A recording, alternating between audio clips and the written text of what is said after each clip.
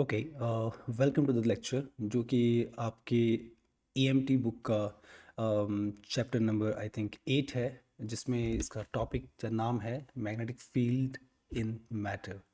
Like your previous chapter जहाँ पे हम लोगों ने ये बात की थी कि इलेक्ट्रिक फील्ड किसी भी मैटर के अंदर, by matter I mean anything which is not vacuum. Okay, तो किसी भी ऐसे मटेरियल के अंदर जो कि वैक्यूम नहीं है, electric field and magnetic field अलग तरीके से बिहेव करते हैं, अलग तरीके से, as in they interact with the matter.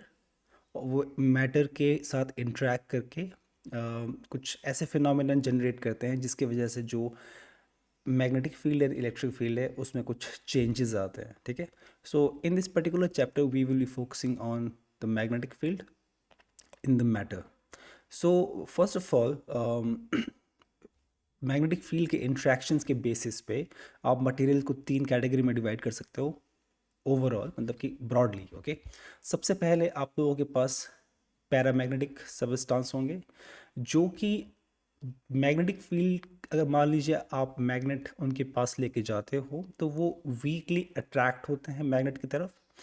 फिर उसके बाद डायमैग्नेटिक सबस्टांस आएंगे जो कि वीकली रिपल्स करेंगे। राइट, रिपल्स आप समझते, राइट? रिपल्स मतलब यू आर अट्रैक्शन का उल्टा repels. And then finally you have material जिनको आप लोग फेरोमैग्नेटिक कहते हैं, जो कि मैग्नेट्स की प्रेजेंस में स्ट्रांगली अट्रैक्ट करते हैं। ठीक है, तो आपके पास ये 3 पर्टिकुलर कैटेगरीज हैं एंड हम लोग इस चैप्टर में हम लोग अंडरस्टैंड करेंगे कि आपके पास ये 3 डिफरेंट फिनोमिना कैसे आते हैं। Remember, in the case of electric field there was only one thing, there was the idea of polarization, right? Electric field के प्रेजेंस में आपके पास जो डाइलेक्ट्रिक मटेरियल्स थे वो पोलराइज होते हैं और पोलराइजेशन की वजह से उनके ऊपर एक सरफेस चार्ज आता है। when the polarization is uniform they will only have surface charge, when the polarization is not uniform then they have surface charge of as well as volume charge. मतलब उस केस में उनके ऊपर surface charge भी होता है और volume charge अंदर भी नया जनरेट होता है। ठीक है, बट यहाँ पे आपके पास 3 डिफरेंट फिनोमिनन्स हैं ब्रॉडली।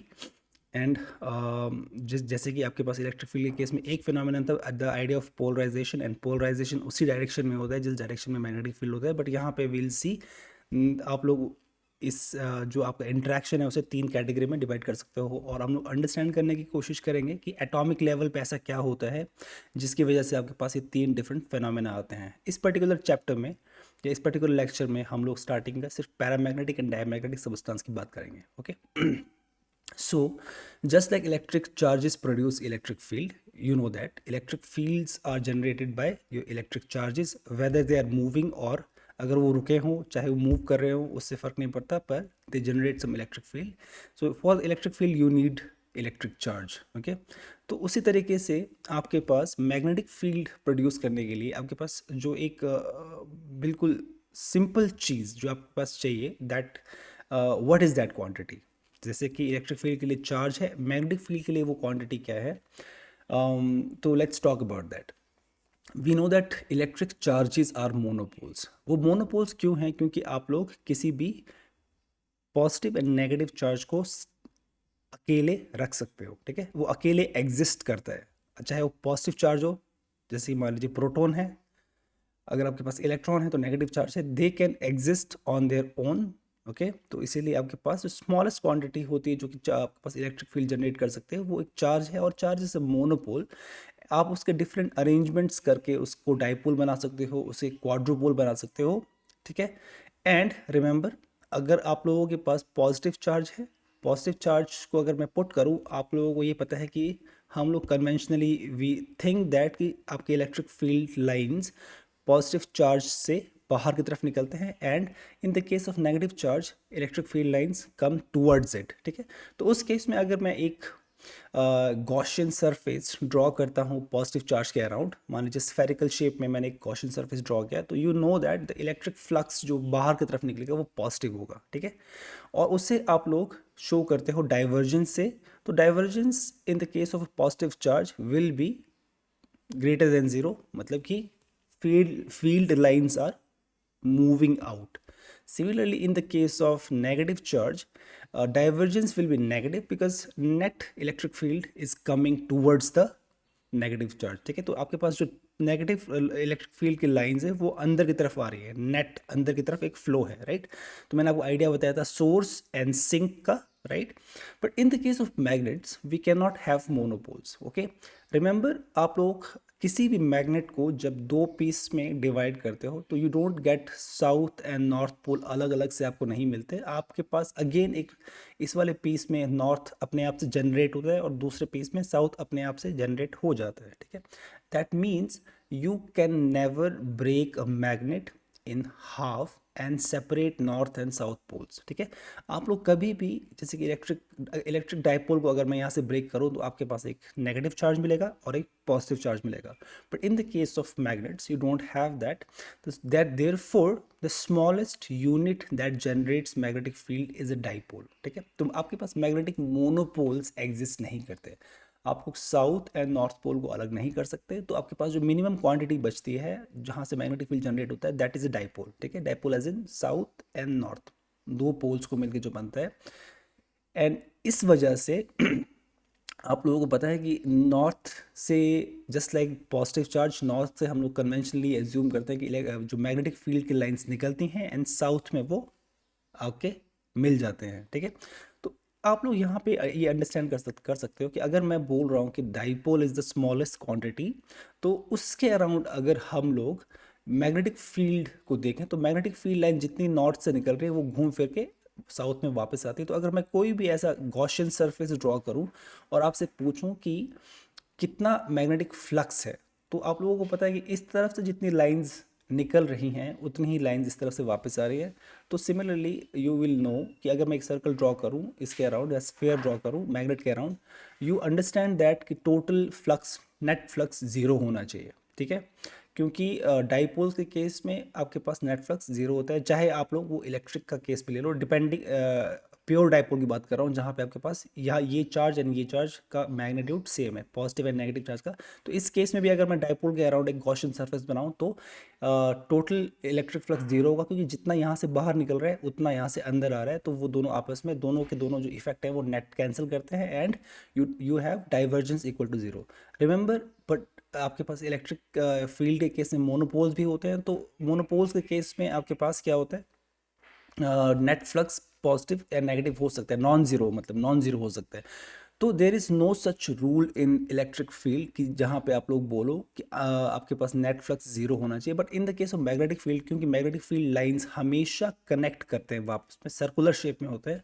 सो कोई भी मैग्नेट, किसी भी प्रकार का मैग्नेट अगर आप लोग मैग्नेटिक मटीरियल किसी गॉसियन सरफेस के अंदर रखते हैं तो नेट फ्लक्स हमेशा जीरो ही होगा. Okay, this is the condition, that's why you have this as a standard condition, that is divergence of B will always zero. ठीक है, क्योंकि मैग्नेटिक फील्ड का smallest quantity, magnetic field generate करने के लिए स्मॉलेस्ट क्वांटिटी डाइपोल होता है और हर जो बड़ा मैग्नेट है इससे मिलके बनेगा. तो ऑब्वियसली आपका जो मैग्नेटिक फील्ड हमेशा होगा वो उसका डाइवर्जेंस जीरो होगा. Okay, always because magnetic field lines are always close. Remember, electric field lines आपके पास ज़रूरी नहीं है कि वो हमेशा क्लोज हो, बट मैग्नेटिक फील्ड लाइंस को हमेशा क्लोज होना पड़ेगा. इसीलिए net outwards flux is equal to net inwards flux. जो एक जितना आपके बाहर की तरफ फ्लक्स होगा उतना ही अंदर की तरफ भी फ्लक्स होगा. तो टोटल फ्लक्स जो कि आपको ये सरफेस इंटीग्रल बताता है that will be equal to 0.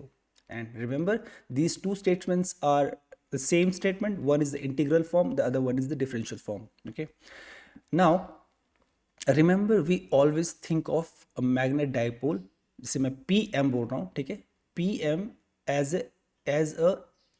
an infinitesimal current carrying loop. Okay, so आप लोग क्या करोगे, आप लोग हमेशा हम लोगों ने जो मैग्नेटिक डाइपोल को हम लोग जिस तरीके से इस चैप्टर में एज्यूम करेंगे, ओके, जनरली आप लोग ये इमेजिन कर सकते हो कि this is the smallest quantity जहाँ पे हम लोग साउथ एंड नॉर्थ एक पोल जनरेट हो रहा है. बट रियलिटी में हम उससे एज्यूम करते हैं कि आपके पास एक सर्कुलर रिंग है, उस सर्कुलर रिंग में एक करंट आई है और उस आई की वजह से जो मैग्नेटिक फील्ड जनरेट होगा उससे आप लोग उससे उसका एक डाइपोल मोमेंट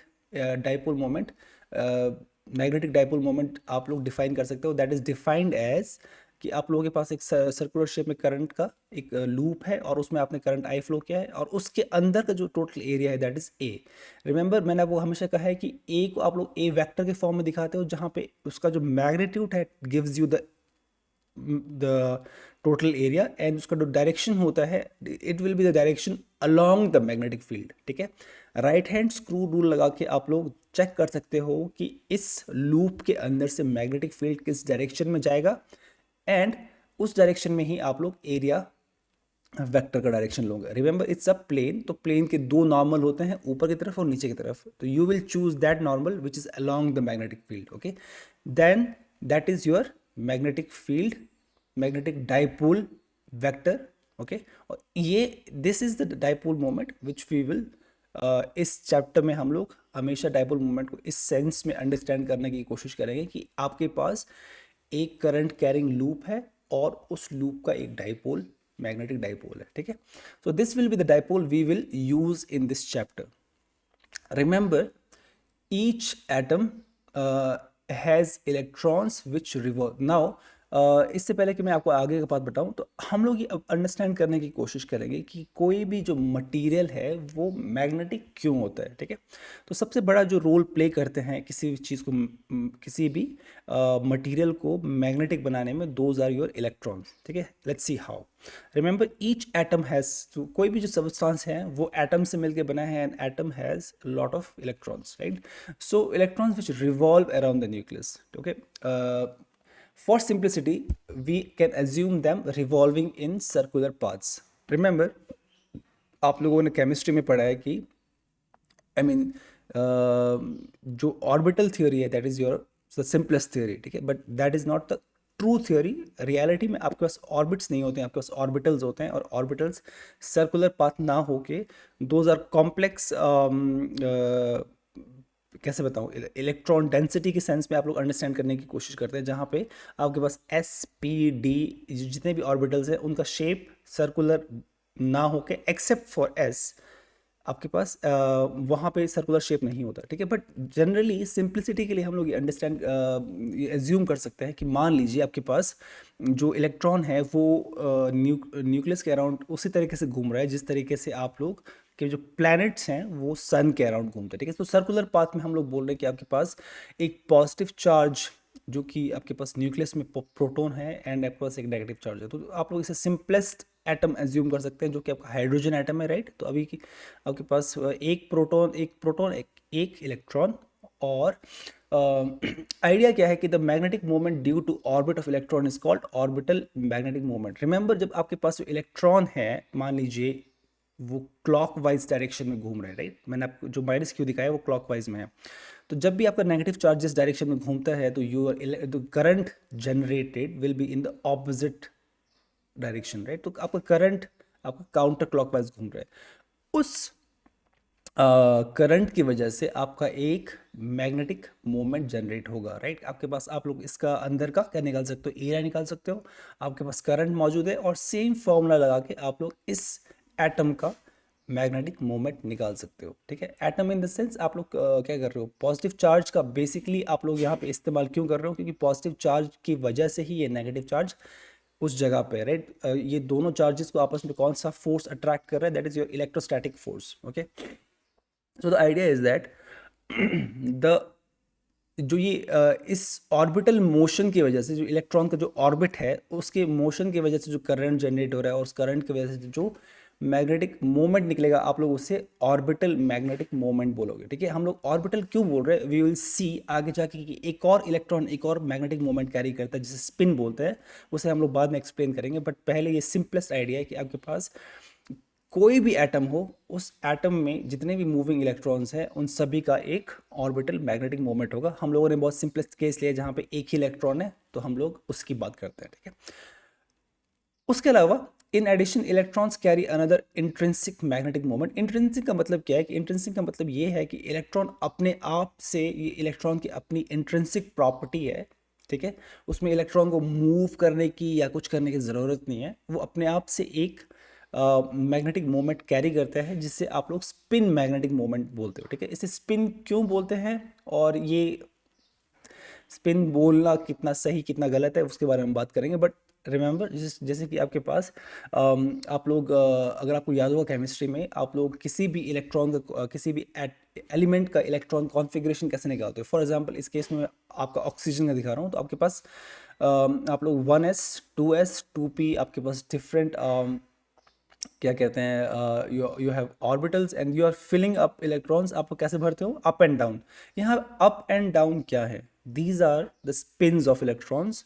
और आप लोग ईच अप वाला एक up spin magnetic moment carry करेगा, एक जो डाउन स्पिन वाला है वो down spin magnetic moment carry करेगा, ठीक है। एंड जब भी ये पेयर के फॉर्म में आते हैं तो उनका जो मैग्नेटिक मोमेंट है वो आपस में कैंसिल होता है। ओनली जो अनपेयर्ड इलेक्ट्रॉन्स हैं उनका स्पिन मैग्नेटिक मोमेंट एक साथ एक डायरेक्शन में ऐड होगा, ठीक है। उसके बारे में बात करेंगे, बट उससे पहले हम लोग अंडरस्टैंड करने की कोशिश करते हैं। तो जितने भी आपके मटेरियल है, ठीक है, खासकर हम लोग अंडरस्टैंड करने की कोशिश करेंगे पैरामैग्नेट एंड डायमैग्नेट। तो वो जो डिफरेंट दो मटेरियल्स निकल के आ रहे हैं वो मतलब मैग्नेटिक फील्ड के प्रेजेंस में एक पैरामैग्नेटिक और एक डायमैग्नेटिक क्यों बिहेव करता है वो डिपेंड करता है इन दो मैग्नेटिक मोमेंट्स पे, ठीक है। इलेक्ट्रॉन्स के आपका orbital and spin magnetic moments पे वो डिपेंड करेगा किस सबस्टांस में आपका ऑर्बिटल ज़्यादा स्ट्रांग होगा, किस सबस्टांस में आपका स्पिन मैग्नेटिक मोमेंट ज़्यादा स्ट्रांग होगा, वो डिपेंड करता है। मतलब उसके बेसिस पे आप लोग बोल सकते हो कि क्या आपका पैरामैग्नेट होगा और क्या आपका डायमैग्नेटिक होगा। Let's try to understand that. सबसे पहले मैं जल्दी से आपको एक चीज़ बताता हूँ यहाँ पे कि किसी भी अगर आपके पास मैग्नेटिक डायपोल है, ठीक है, मैग्नेटिक डायपोल का मतलब क्या है, आप अगेन एक करंट कैरिंग लूप को एज्यूम करोगे जिसका अपना एक मैग्नेटिक डायपोल है, तो उसके ऊपर बाहर के मैग्नेटिक फील्ड की वजह से कितना फोर्स लगता है, ठीक है। रिमेंबर होता है क्या कि आपके पास किसी भी एलिमेंट में बहुत सारे एटम्स हैं, उन एटम्स का एटम्स जो इलेक्ट्रॉन्स हैं उनका अपना स्पिन डायपोल मोमेंट है, उनका अपना ऑर्बिटल डायपोल मोमेंट है, और वो सारे के सारे जो डायपोल मोमेंट्स हैं वो जनरली बहुत ही रैंडम डायरेक्शन में होते हैं, ठीक है। अगर वो रैंडम डायरेक्शन में होंगे तो सभी का जो टोटल मैग्नेटिक मोमेंट है वो जनरली एड अप होके कैंसिल आउट हो जाते हैं। तो जनरली आपके मटेरियल्स नॉन मैग्नेटिक होते हैं, पर जैसे ही बाहर से आप लोग मैग्नेटिक फील्ड लगाओगे तो सारे के सारे डाइपोल मोमेंट्स हैं वो एक डायरेक्शन में अलाइन हो जाते हैं, ठीक है। एक डायरेक्शन में वो, जैसे कि मान लीजिए वो घड़ी की सुइयाँ है, तो जैसे ही अब मैंने बाहर से मैग्नेटिक फील्ड लगाया वो सारे के सारे एक डायरेक्शन में हो जाएंगी, ठीक है।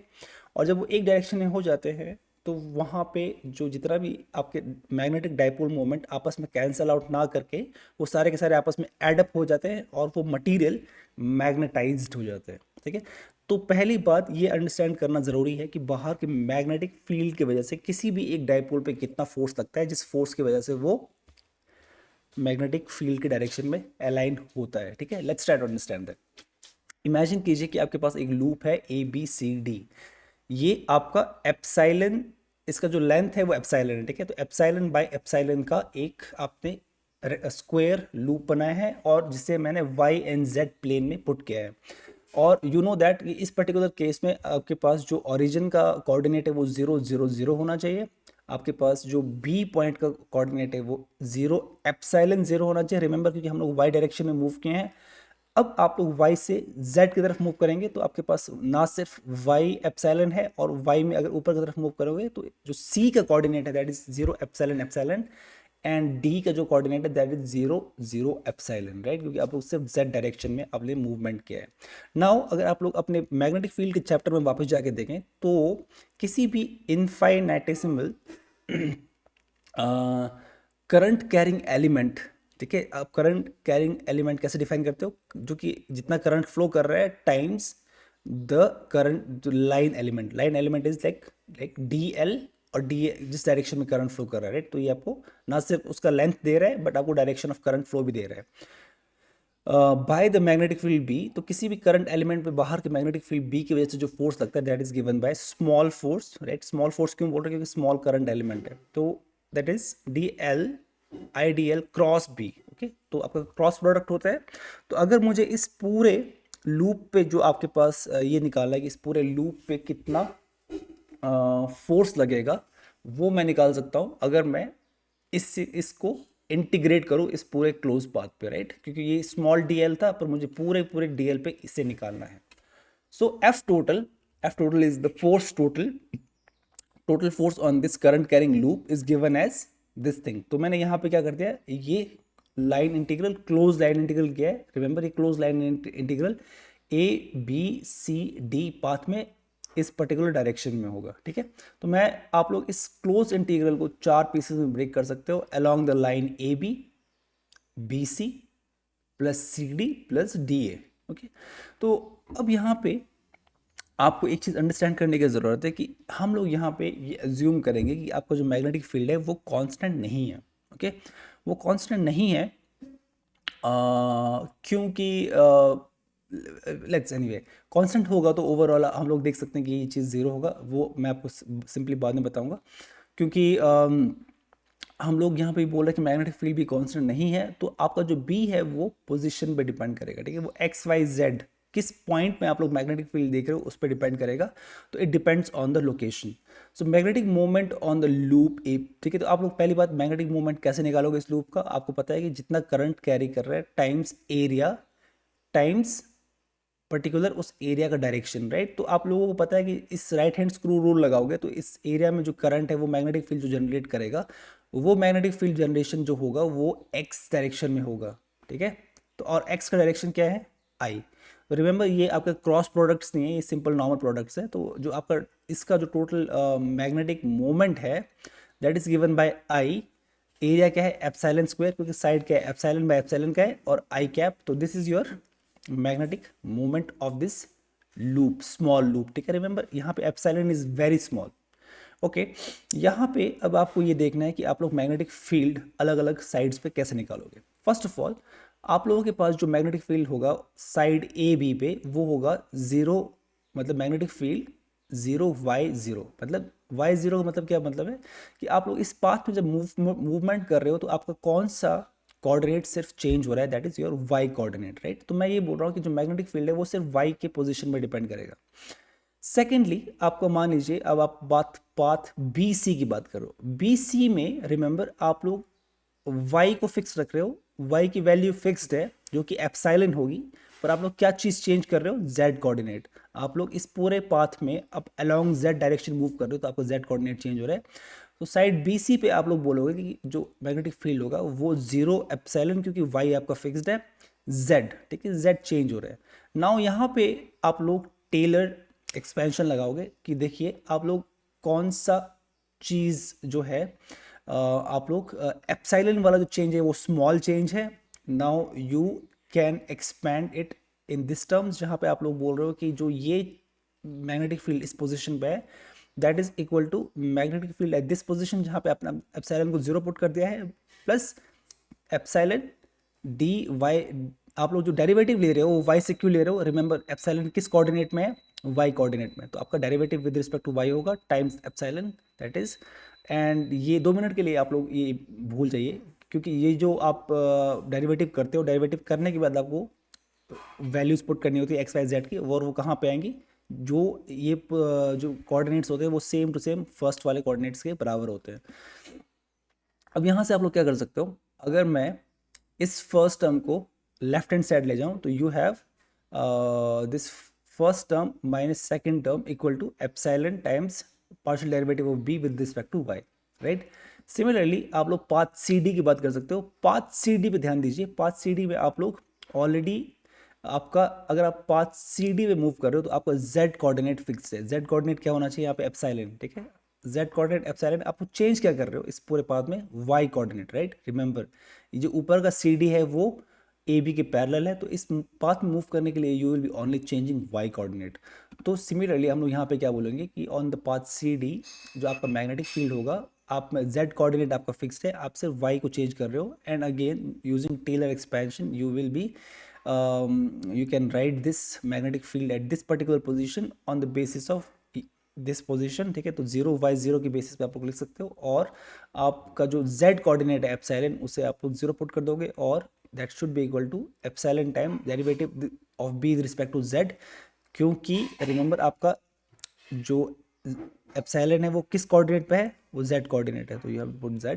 एंड फाइनली यहाँ पे भी आप लोग एक और चीज़ कर सकते हो, you can take this on the other side, और आपके पास this quantity minus this quantity is given as partial derivative of B respect to that times epsilon, ठीक है। एंड फाइनली साइड जो आपका ए डी है या डी ए है, उसमें आपके पास आपका y एंड x जीरो होंगे, और इस पूरे पाथ में आप क्या चेंज कर रहे हो, z को, तो सिर्फ आपका जो मैग्नेटिक फील्ड होगा that will B 0 0 z। Okay, now हमें क्या करना है, आपके पास जो ये एक्सप्रेशन था टोटल फोर्स का, उसमें हर पाथ के लिए जो उसका अपना मैग्नेटिक फील्ड है उसे पुट करना है, ठीक है। रिमेंबर आपके पास डी एल क्रॉस मैंने क्या किया है, जो आपका राइट हैंड साइड वाला है वो वैल्यूज पुट किया है, ठीक है। तो आपके पास राइट हैंड साइड में पाथ ए बी में क्या है, मैग्नेटिक फील्ड है ये, पाथ बी सी में क्या है ये, पाथ सी डी में क्या है ये, एंड पाथ ए डी में ये वाला। ओके, उन सब की मैंने वैल्यूज यहाँ पे पुट कर दी है।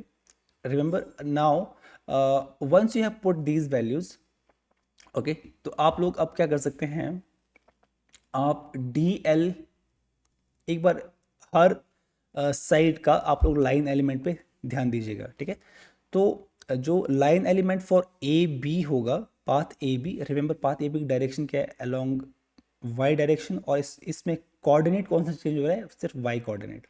सिमिलरली तो इसीलिए मैंने यहाँ पे क्या किया है, डी वाई, ठीक है, जो आपका इंटीग्रेशन असल में हो रहा है वो वाई डायरेक्शन में हो रहा है, और उसका मतलब वाई कोऑर्डिनेट का हो रहा है, पर डायरेक्शन क्या है, जे कैप। तो D L is simply D Y time J cap. Similarly B C path में देखिए, बी सी पाथ में आप सिर्फ z डायरेक्शन में मूव कर रहे हो, तो इससे यहाँ पे जो dl होगा, dl will be dz, change z coordinate along the direction of z, that is dzk। तो मैंने यहाँ पे क्या पुट किया है, dzk। अब cd जो पाथ है, अगेन वो जो अगेन उसमें जो चेंज आएगा वो y डायरेक्शन में आ रहा है, बट नेगेटिव y डायरेक्शन में, इसीलिए यहाँ पे माइनस जे टाइम्स डी वाई, और नेक्स्ट वाले में आपके पास जो डी ए पाथ है वो z के उल्टा है, तो उसे डी जेड विद माइनस के पुट कर दिया है, ठीक है। और इन बीज की वैल्यू अभी भी जो ये मैंने ब्रैकेट्स छोड़े हैं वो बी की वैल्यू सेम यहाँ पे रहेगी। अब इसकी वजह से आप लोग क्या कर सकते हो, you can do one thing, आप लोग ये इमेजिन कर सकते हो कि देखिए, अब यहाँ से इसी थोड़ा ध्यान से देखिएगा, ए बी पाथ को अगर मैं इसके लिमिट्स को उल्टा कर दूं, राइट, तो ए बी में हम लोग कहाँ से कहाँ जा रहे हैं, जीरो से एप्सिलॉन, जो वाई है वो जीरो से एप्सिलॉन जा रहा है, और सी डी में एप्सिलॉन से जीरो, ठीक है। तो आप लोगों ने यहाँ पे सिंपली ये अंडरस्टैंड करने की कोशिश करनी है कि आपके पास हम लोग ए बी और सी डी पाथ को आपस में कंबाइन कर सकते हैं, और पर उससे कंबाइन करने से पहले हमें ए बी को सी डी में कन्वर्ट करना पड़ेगा। तो हम लोग ए बी को सी डी में जब कन्वर्ट करेंगे, तो बोलने का मतलब ये है कि अगर मैं ए बी के लिमिट्स को उल्टा कर दूं तो आपके पास यहाँ पर माइनस साइन आएगा। अगर मैं लिमिट्स को उल्टा कर दूं तो वो आपका इंटीग्रल ए बी का इंटीग्रल ऑलमोस्ट सी डी के इंटीग्रल के बराबर ही होगा। तो मैं क्या कर रहा हूँ कि सी डी का इंटीग्रल कॉमन ले लिया, पर अंदर का जो मैग्नेटिक फील्ड है वो मैंने सेम रखा, ठीक है। तो आपके पास यहाँ पे माइनस जे है वो कॉमन ले लिया, तो यहाँ से भी एक माइनस आना था, ठीक है। तो बेसिकली आप लोगों के पास जो इंटीग्रल निकल के आएगा दैट विल बी इसका माइनस, मतलब सॉरी, ये इंटीग्रल माइनस ये इंटीग्रल का सब्ट्रैक्शन आपके पास निकल के आएगा, ठीक है। ओके, सो एक मिनट, राइट, सिमिलरली आपका जो B C and D A path है, B C and D A path, those are also आपके पास आपस में वो इंटीग्रल सेम है बट डायरेक्शन उल्टा है, तो ठीक है, वो उससे भी हम लोग आपस में कंबाइन कर सकते हैं। तो आप ये जो सेकंड एंड फोर्थ इंटीग्रल को जब आपस में कंबाइन करोगे, उस पर्टिकुलर केस में आपके पास जो अंदर का मैग्नेटिक फील्ड होगा माइनस ये वाला मैग्नेटिक फील्ड आपके पास निकल के आएगा, ठीक है। अब आप लोगों के पास ये वैल्यूज़ यहाँ पे आपके पास मिल रही हैं, इन वैल्यूज़ का सब्ट्रैक्शन आपको इस इक्वेशन से पता है एंड इस इक्वेशन से पता है। तो this equation and this equation का यूज़ करके हम लोग क्या करेंगे, इनकी वैल्यूज़ इस डेरिवेटिव्स के फॉर्म में यहाँ पुट कर देंगे, एंड डेरिवेटिव्स की फॉर्म में जब आपने चीज़ें पुट कर दी, ठीक है। नाउ देखिए, अब हम लोग क्या बोल रहे हैं कि ये जो मैग्नेटिक फील्ड है ये आपका सॉर्ट ऑफ कांस्टेंट है, ठीक है। ये आपका डेरिवेटिव जो है वो उसके ऊपर ये वाई इंटीग्रल काम नहीं करेगा, जेड भी नहीं करेगा, क्योंकि ये क्वांटिटी पूरे पाथ पे फिक्स्ड है और ये भी पूरे पाथ पे फिक्स्ड है। तो इंटीग्रेशन ऑफ आप अगर आपको डी वाई को इंटीग्रेट करोगे, डी वाई क्या है, along the path CD, remember ये जो लेंथ है वो क्या है, एप्सिलॉन है। वैसे ही z डायरेक्शन में जो लेंथ है वो एप्सिलॉन है। तो दोनों केस में जो इंटीग्रल करके आपका y का इंटीग्रेशन जो एंड z का इंटीग्रेशन आपको एप्सिलॉन देगा, और यहाँ पर भी एप्सिलॉन दे दिया। एंड अगर आप लोग एप्सिलॉन एंड एप्सिलॉन को कॉमन बाहर निकाल दी, रिमेंबर आपके पास जो क्रॉस प्रोडक्ट हो रहा है वो वेक्टर्स के बीच में होगा। यहाँ पे वेक्टर क्या है, j एंड ये वाला पार्ट। तो आप लोग चाहो तो ये जो आपके पास वेक्टर्स के साथ स्केलर हैं उन टर्म्स को बाहर ला सकते हो। तो मैंने एप्सिलॉन और एप्सिलॉन कॉमन लिए, वो आपका एप्सिलॉन स्क्वायर कॉमन आ गया। तो यू हैव सेकंड टर्म से मैंने इसे आगे लिख दिया, तो के cap cross this part minus J cap cross this part. ठीक है, तो आपके पास के एंड जे वेक्टर्स है जो इन दो डेरिवेटिव्स के साथ क्रॉस प्रोडक्ट कर रहे हैं। तो अगर आप लोग ये क्रॉस प्रोडक्ट सिंपली निकालो तो बेसिक आइडिया क्या है कि आपके पास जो फाइनल रिलेशन निकल के आएगा that will be something like this.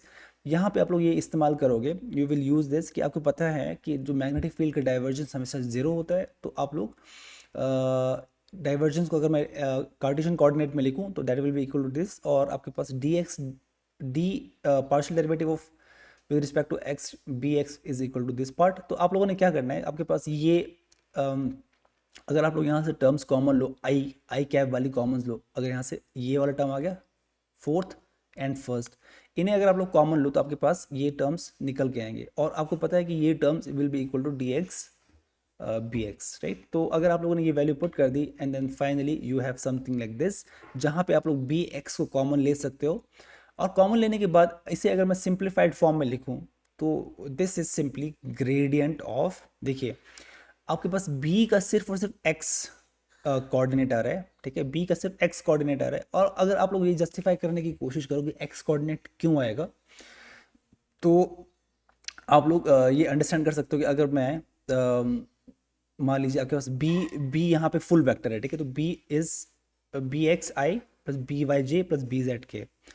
अगर मैं इसे डाइपोल मोमेंट के साथ डॉट कर लूँ तो आपके पास ये फाइनल एक्सप्रेशन निकल के आएगा। ठीक है, रिमेंबर यहाँ पे आपके पास एप्सिलॉन फिक्स्ड है, कांस्टेंट है, आई जो आपके पास करंट है वो कांस्टेंट है। अगर मैं इसे आई डॉट को इससे आई जो आई कैप है इसे बी से डॉट करूँ तो आपके पास सिंपली सिर्फ बी एक्स बचेगा, और बाकी का जो एप्सिलॉन स्क्वायर एंड आई को आप लोग बाहर निकाल सकते हो। And what is this, this is your gradient. ठीक है, तो इस टर्म को अगर मैं इस तरीके से लिखूं तो आपके पास फाइनली ये एक्सप्रेशन निकल के आएगा। आपके पास सिर्फ मैग्नेटिक फील्ड का एक्स कोऑर्डिनेट बचेगा एंड आपके पास यहाँ पर डाइपोल मोमेंट है। ठीक है, तो बेसिकली जो फोर्स है उससे आप लोग इस फॉर्म में लिख सकते हो, जहाँ पे that is total force on magnetic sorry dipole. ठीक है, तो आप लोगों ने रिमेंबर इस लूप का एक आपने डाइपोल मोमेंट निकाला था, राइट, ये वाला डाइपोल मोमेंट है। तो कोई भी मैग्नेटिक फील्ड किसी डाइपोल पे कितना फोर्स लगाती है, एक्सटर्नल मैग्नेटिक फील्ड है आपके पास, डाइपोल है, उस पर कितना फोर्स लगता है, दैट इज गिवन बाय आपका dipole moment dot the external magnetic field. और जो डॉट, रिमेंबर इन दोनों का जब डॉट कर रहे हो, इन दोनों को डॉट करने के बाद आपके पास स्केलर क्वांटिटी आएगी। उस स्केलर क्वांटिटी का अगर आप लोग ग्रेडियंट लिखोगे तो अगेन आपके पास एक वेक्टर क्वांटिटी आएगी। तो you have your force is a vector, right. So this is your expression. ठीक है, so in your book they have given something else and that expression I believe is wrong. Okay, so इसीलिए मैंने ये आपका जो मैंने आपको ये पर्टिकुलर डेरिवेशन दिया है, ये मैंने आपको उसी चीज़ के लिए अलग से दिया है, क्योंकि वो जो फाइनली एक्सप्रेशन निकल के आपके पास बुक में आ रहा है देर इज़ समथिंग रॉन्ग। ठीक है, this is the general expression and इसी के बेसिस पे अगर देखिए एक चीज़ आप लोगों को ध्यान देना है, अगर आप लोगों के पास आपका मैग्नेटिक डाइपोल मोमेंट, ये वाला डाइपोल मोमेंट अगर कांस्टेंट है तो जो ग्रेडियंट है वो ऑटोमेटिकली सिर्फ बी पे लगेगा। बट तो लेट्स टॉक अबाउट कि हम लोग इस एक्सप्रेशन को अंडरस्टैंड कैसे करते हैं। सबसे पहले मान लीजिए अगर आपका मैग्नेटिक फील्ड उसी डायरेक्शन में है जिस डायरेक्शन में आपका डाइपोल मोमेंट है। ठीक है, मान लीजिए दोनों पैरेलल है। अगर वो दोनों पैरेलल है तो उन दोनों का डॉट प्रोडक्ट कैसे निकालोगे आप लोग, और जो इन दोनों के बीच में एंगल होगा वो जीरो होगा and your cos zero will give you one. So इन दोनों का डॉट प्रोडक्ट आपको simply P M times B देगा। ठीक है, जहाँ पे ये पी एम डाइपोल मोमेंट का मैग्नीट्यूड है और ये बी मैग्नेटिक फील्ड का मैग्नीट्यूड है। तो इस केस में अगर आप ग्रेडियंट ले रहे हो तो रिमेंबर आपके पास, मैंने आपको क्या कहा कि मैग्नेटिक डाइपोल जनरली जो डाइपोल मोमेंट होता है वो फिक्स्ड होता है। अगर वो फिक्स क्वांटिटी है तो वो डेरिवेटिव से बाहर आएगा। रिमेंबर ये जो ग्रेड है इसमें बहुत सारे डेरिवेटिव्स हैं और सब डेरिवेटिव्स में अगर वो बाहर आ गया तो सिंपली वो ग्रेड ऑफ बी होगा। अगर आपको याद है जो कि हम लोगों ने स्टार्टिंग में वेक्टर एनालिसिस में अंडरस्टैंड किया था कि किसी भी जो आपके पास स्केलर फील्ड है, रिमेंबर यहाँ पे आपके पास जो बी है वो सिंपली एक स्केलर है, ठीक है, इट्स नॉट ए वेक्टर, क्योंकि आप लोगों ने यहाँ पे डॉट प्रोडक्ट ले लिया है, तो वो बी जो है वो स्केलर है। एंड वो स्केलर क्या बता रहा है कि मैग्नेटिक फील्ड का लेंथ या उसका मैग्नीट्यूड क्या है। It's not giving the direction, but जो ये ग्रेड ऑफ बी है वो क्या देगा, it gives you the direction, जिस डायरेक्शन में आपका मैग्नेटिक फील्ड सबसे स्ट्रांगली इंक्रीज करता है, ठीक है, जहाँ पे change of magnetic field is maximum.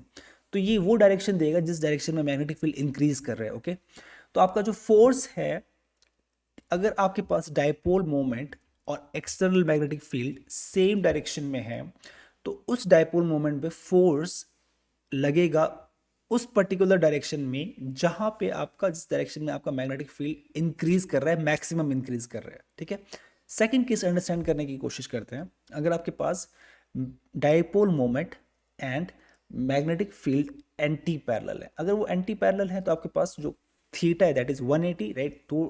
दो लाइंस जो आपस में एंटी पैरेलल हैं तो उनके जो बीच में एंगल है दैट इज योर 180।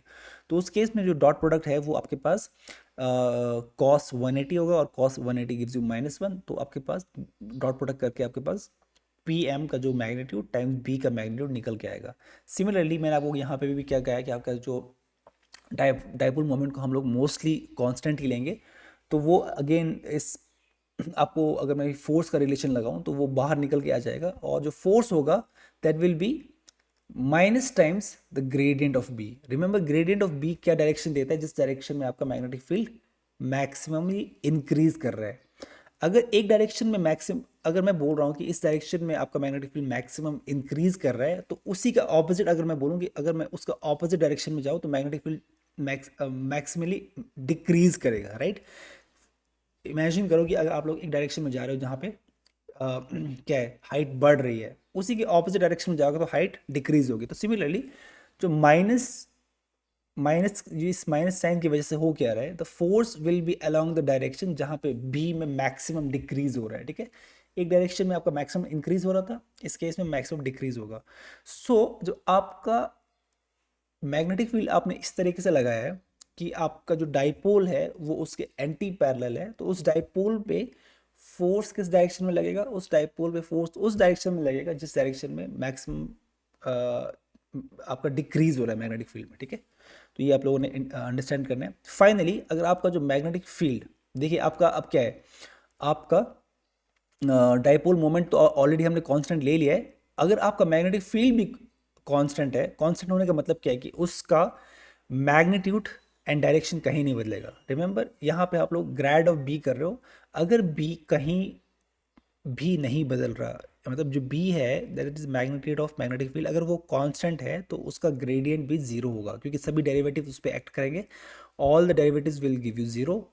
तो उस केस में जो फोर्स है वो क्या है, जीरो। तो मैंने आपको स्टार्टिंग में कहा था कि आप लोग सिंपली देख भी सकते हो, बट जनरली इस फॉर्मूले से आप लोग ये कंक्लूड कर सकते हो कि अगर आपके पास एक ऐसा डाइपोल है जो खुद अपने आप में कांस्टेंट है, जो कि जनरली हम लोग लेंगे, एंड आपके पास मैग्नेटिक फील्ड भी कांस्टेंट है, तो उनका इंटरेक्शन ऐसे होगा कि टोटल फोर्स उस लूप पे या उस करंट कैरिंग लूप पे या उस डाइपोल पे, उस total force will be zero. Okay, because of the magnetic field which is also constant.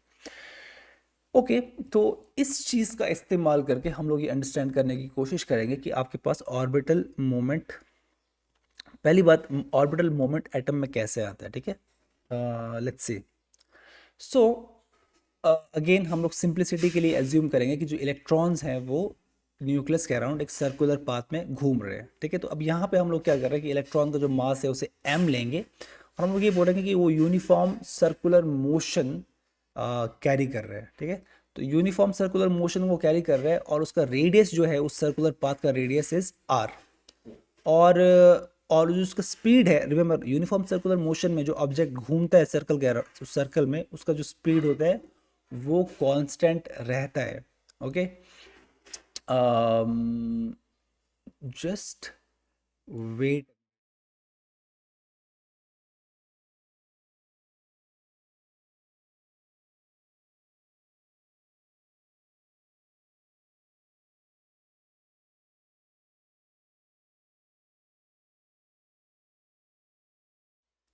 Okay, so तो अगर आप लोगों के पास एक सर्कुलर मोशन में कोई भी ऑब्जेक्ट यूनिफॉर्म सर्कुलर मोशन में घूमता है, तो उस सर्कुलर मोशन को कंप्लीट करने के लिए, रिमेंबर, सर्कुलर मोशन में घूमने का मतलब क्या है कि हर पॉइंट पे जो ऑब्जेक्ट है वो एक्सेलरेट कर रहा है।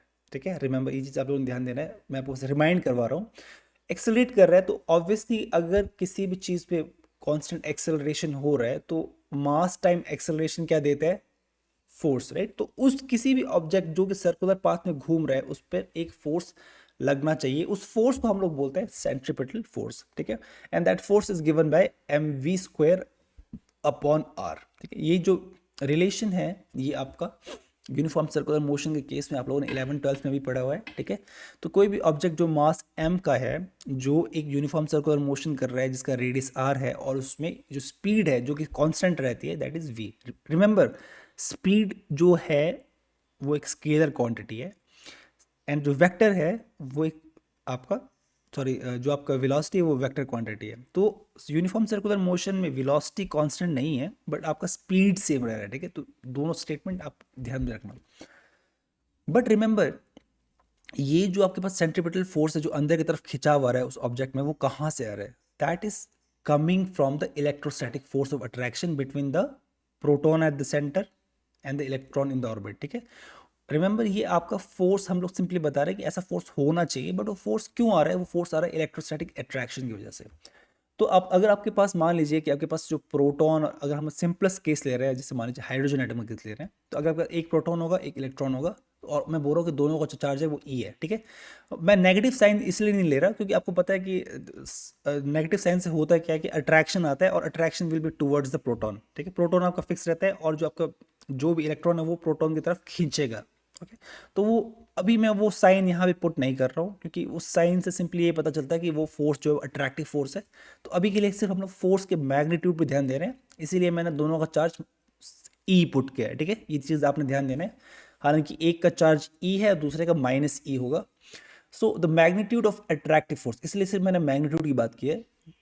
तो हम लोग मैग्नीट्यूड में क्या करते हैं, आप नेगेटिव साइन नहीं लेते हो। ओके, तो this is, remember, this force is attractive force on electron is towards the centre. ठीक है, तो इसलिए मैंने आपका नेगेटिव साइन लिया। अब मैं दोनों को आपस में कंपेयर करूंगा। तो ये सेंट्रीपिटल फोर्स का एक्सप्रेशन था, जो कि हम लोग बोल रहे हैं कि किसी भी ऑब्जेक्ट जो कि यूनिफॉर्म सर्कुलर मोशन कर रहा है उस पर इतना फोर्स लगना चाहिए, पर वो फोर्स क्यों लग रहा है? वो लग रहा है इलेक्ट्रोस्टैटिक फोर्स की वजह से। सो आपके पास रेडियस है, तो M E is the mass of electron, वी² अपॉन आर। हम लोग बोल रहे हैं कि वी स्पीड से वो घूम रहा है, और ये आपका इलेक्ट्रोस्टैटिक फोर्स है 1/4 pi epsilon not. Epsilon not क्यों है? क्योंकि आप लोग इलेक्ट्रॉन एंड प्रोटॉन के बीच में हम लोग वैक्यूम इमेजिन कर रहे हैं। ठीक है, there is nothing, this is vacuum. तो उस केस में आपके पास आप लोग परमिटिविटी ऑफ वैक्यूम आ गया एप्सिलॉन² अपॉन r², एंड आप लोग वेलोसिटी को यहाँ से सिंपली निकाल सकते हो, अगर आप लोग सारे का सारा एक्सप्रेशन दूसरी तरफ ले जाओ और उसे अंडर रूट कर दो। अब सबसे पहले हमें ये अंडरस्टैंड करना है कि ठीक है, हम लोगों ने वेलोसिटी का एक्सप्रेशन निकाल दिया।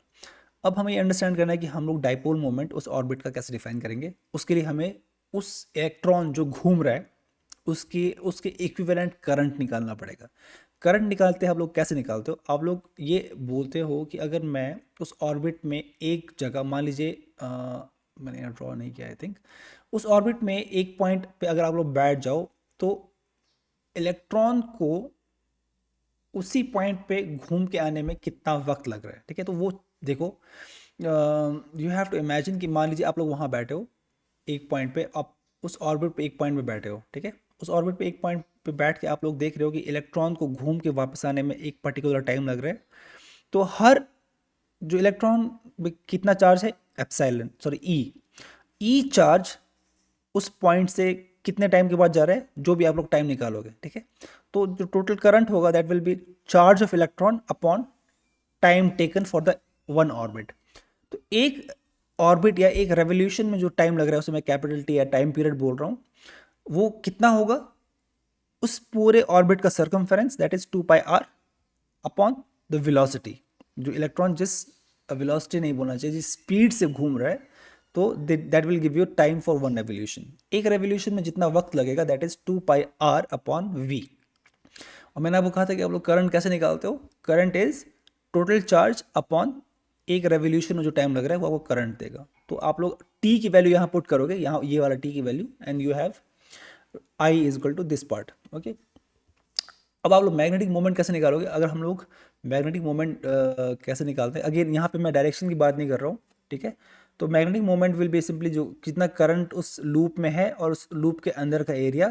तो आपको पता है कि ऑर्बिट आर रेडियस का है तो उसका एरिया होगा पाई आर स्क्वायर, और उसमें जो करंट है हमने ऑलरेडी निकाल दिया है। उन सब की वैल्यू पुट करने के बाद आपके पास मैग्नेटिक मोमेंट जो है वो निकल के ये आया। ओके, अब आपके पास आपको इलेक्ट्रॉन का मैग्नेटिक मोमेंट मिल गया। ओके, अब सिंपली आपने क्या करना है, you have to write this magnetic moment, उस इलेक्ट्रॉन का जो मैग्नेटिक मोमेंट है उससे आप लोग लिखोगे उसके एंगुलर मोमेंटम के फॉर्म में, ठीक है। ये आप लोग क्यों कर रहे हो? क्योंकि ये एक कन्वेंशनल तरीका है जहाँ पे आप लोग इलेक्ट्रॉन का जो मैग्नेटिक मोमेंट है उसे उसके एंगुलर मोमेंटम से कंपेयर करते हो, ठीक है। अब एक चीज़ आप लोगों ने यहाँ ध्यान देना है, जो एंगुलर मोमेंटम होता है वो एंगुलर मोमेंटम इलेक्ट्रॉन के चार्ज पे डिपेंड नहीं करता, ठीक है। एंगुलर मोमेंटम सिंपली आपको ये बताता है कि अगर आपके पास कोई ऑब्जेक्ट घूम रहा है, ठीक है, तो एंगुलर मोमेंटम सिंपली उसके लीनियर मोमेंटम पे और किस रेडियस पे वो घूम रहा है उस पर डिपेंड करता है। If you remember, angular momentum is just given by R cross P, जो कि लीनियर मोमेंटम होता है, ठीक है। ये पी आपका डाइपोल मोमेंट नहीं है, ये लीनियर मोमेंटम है।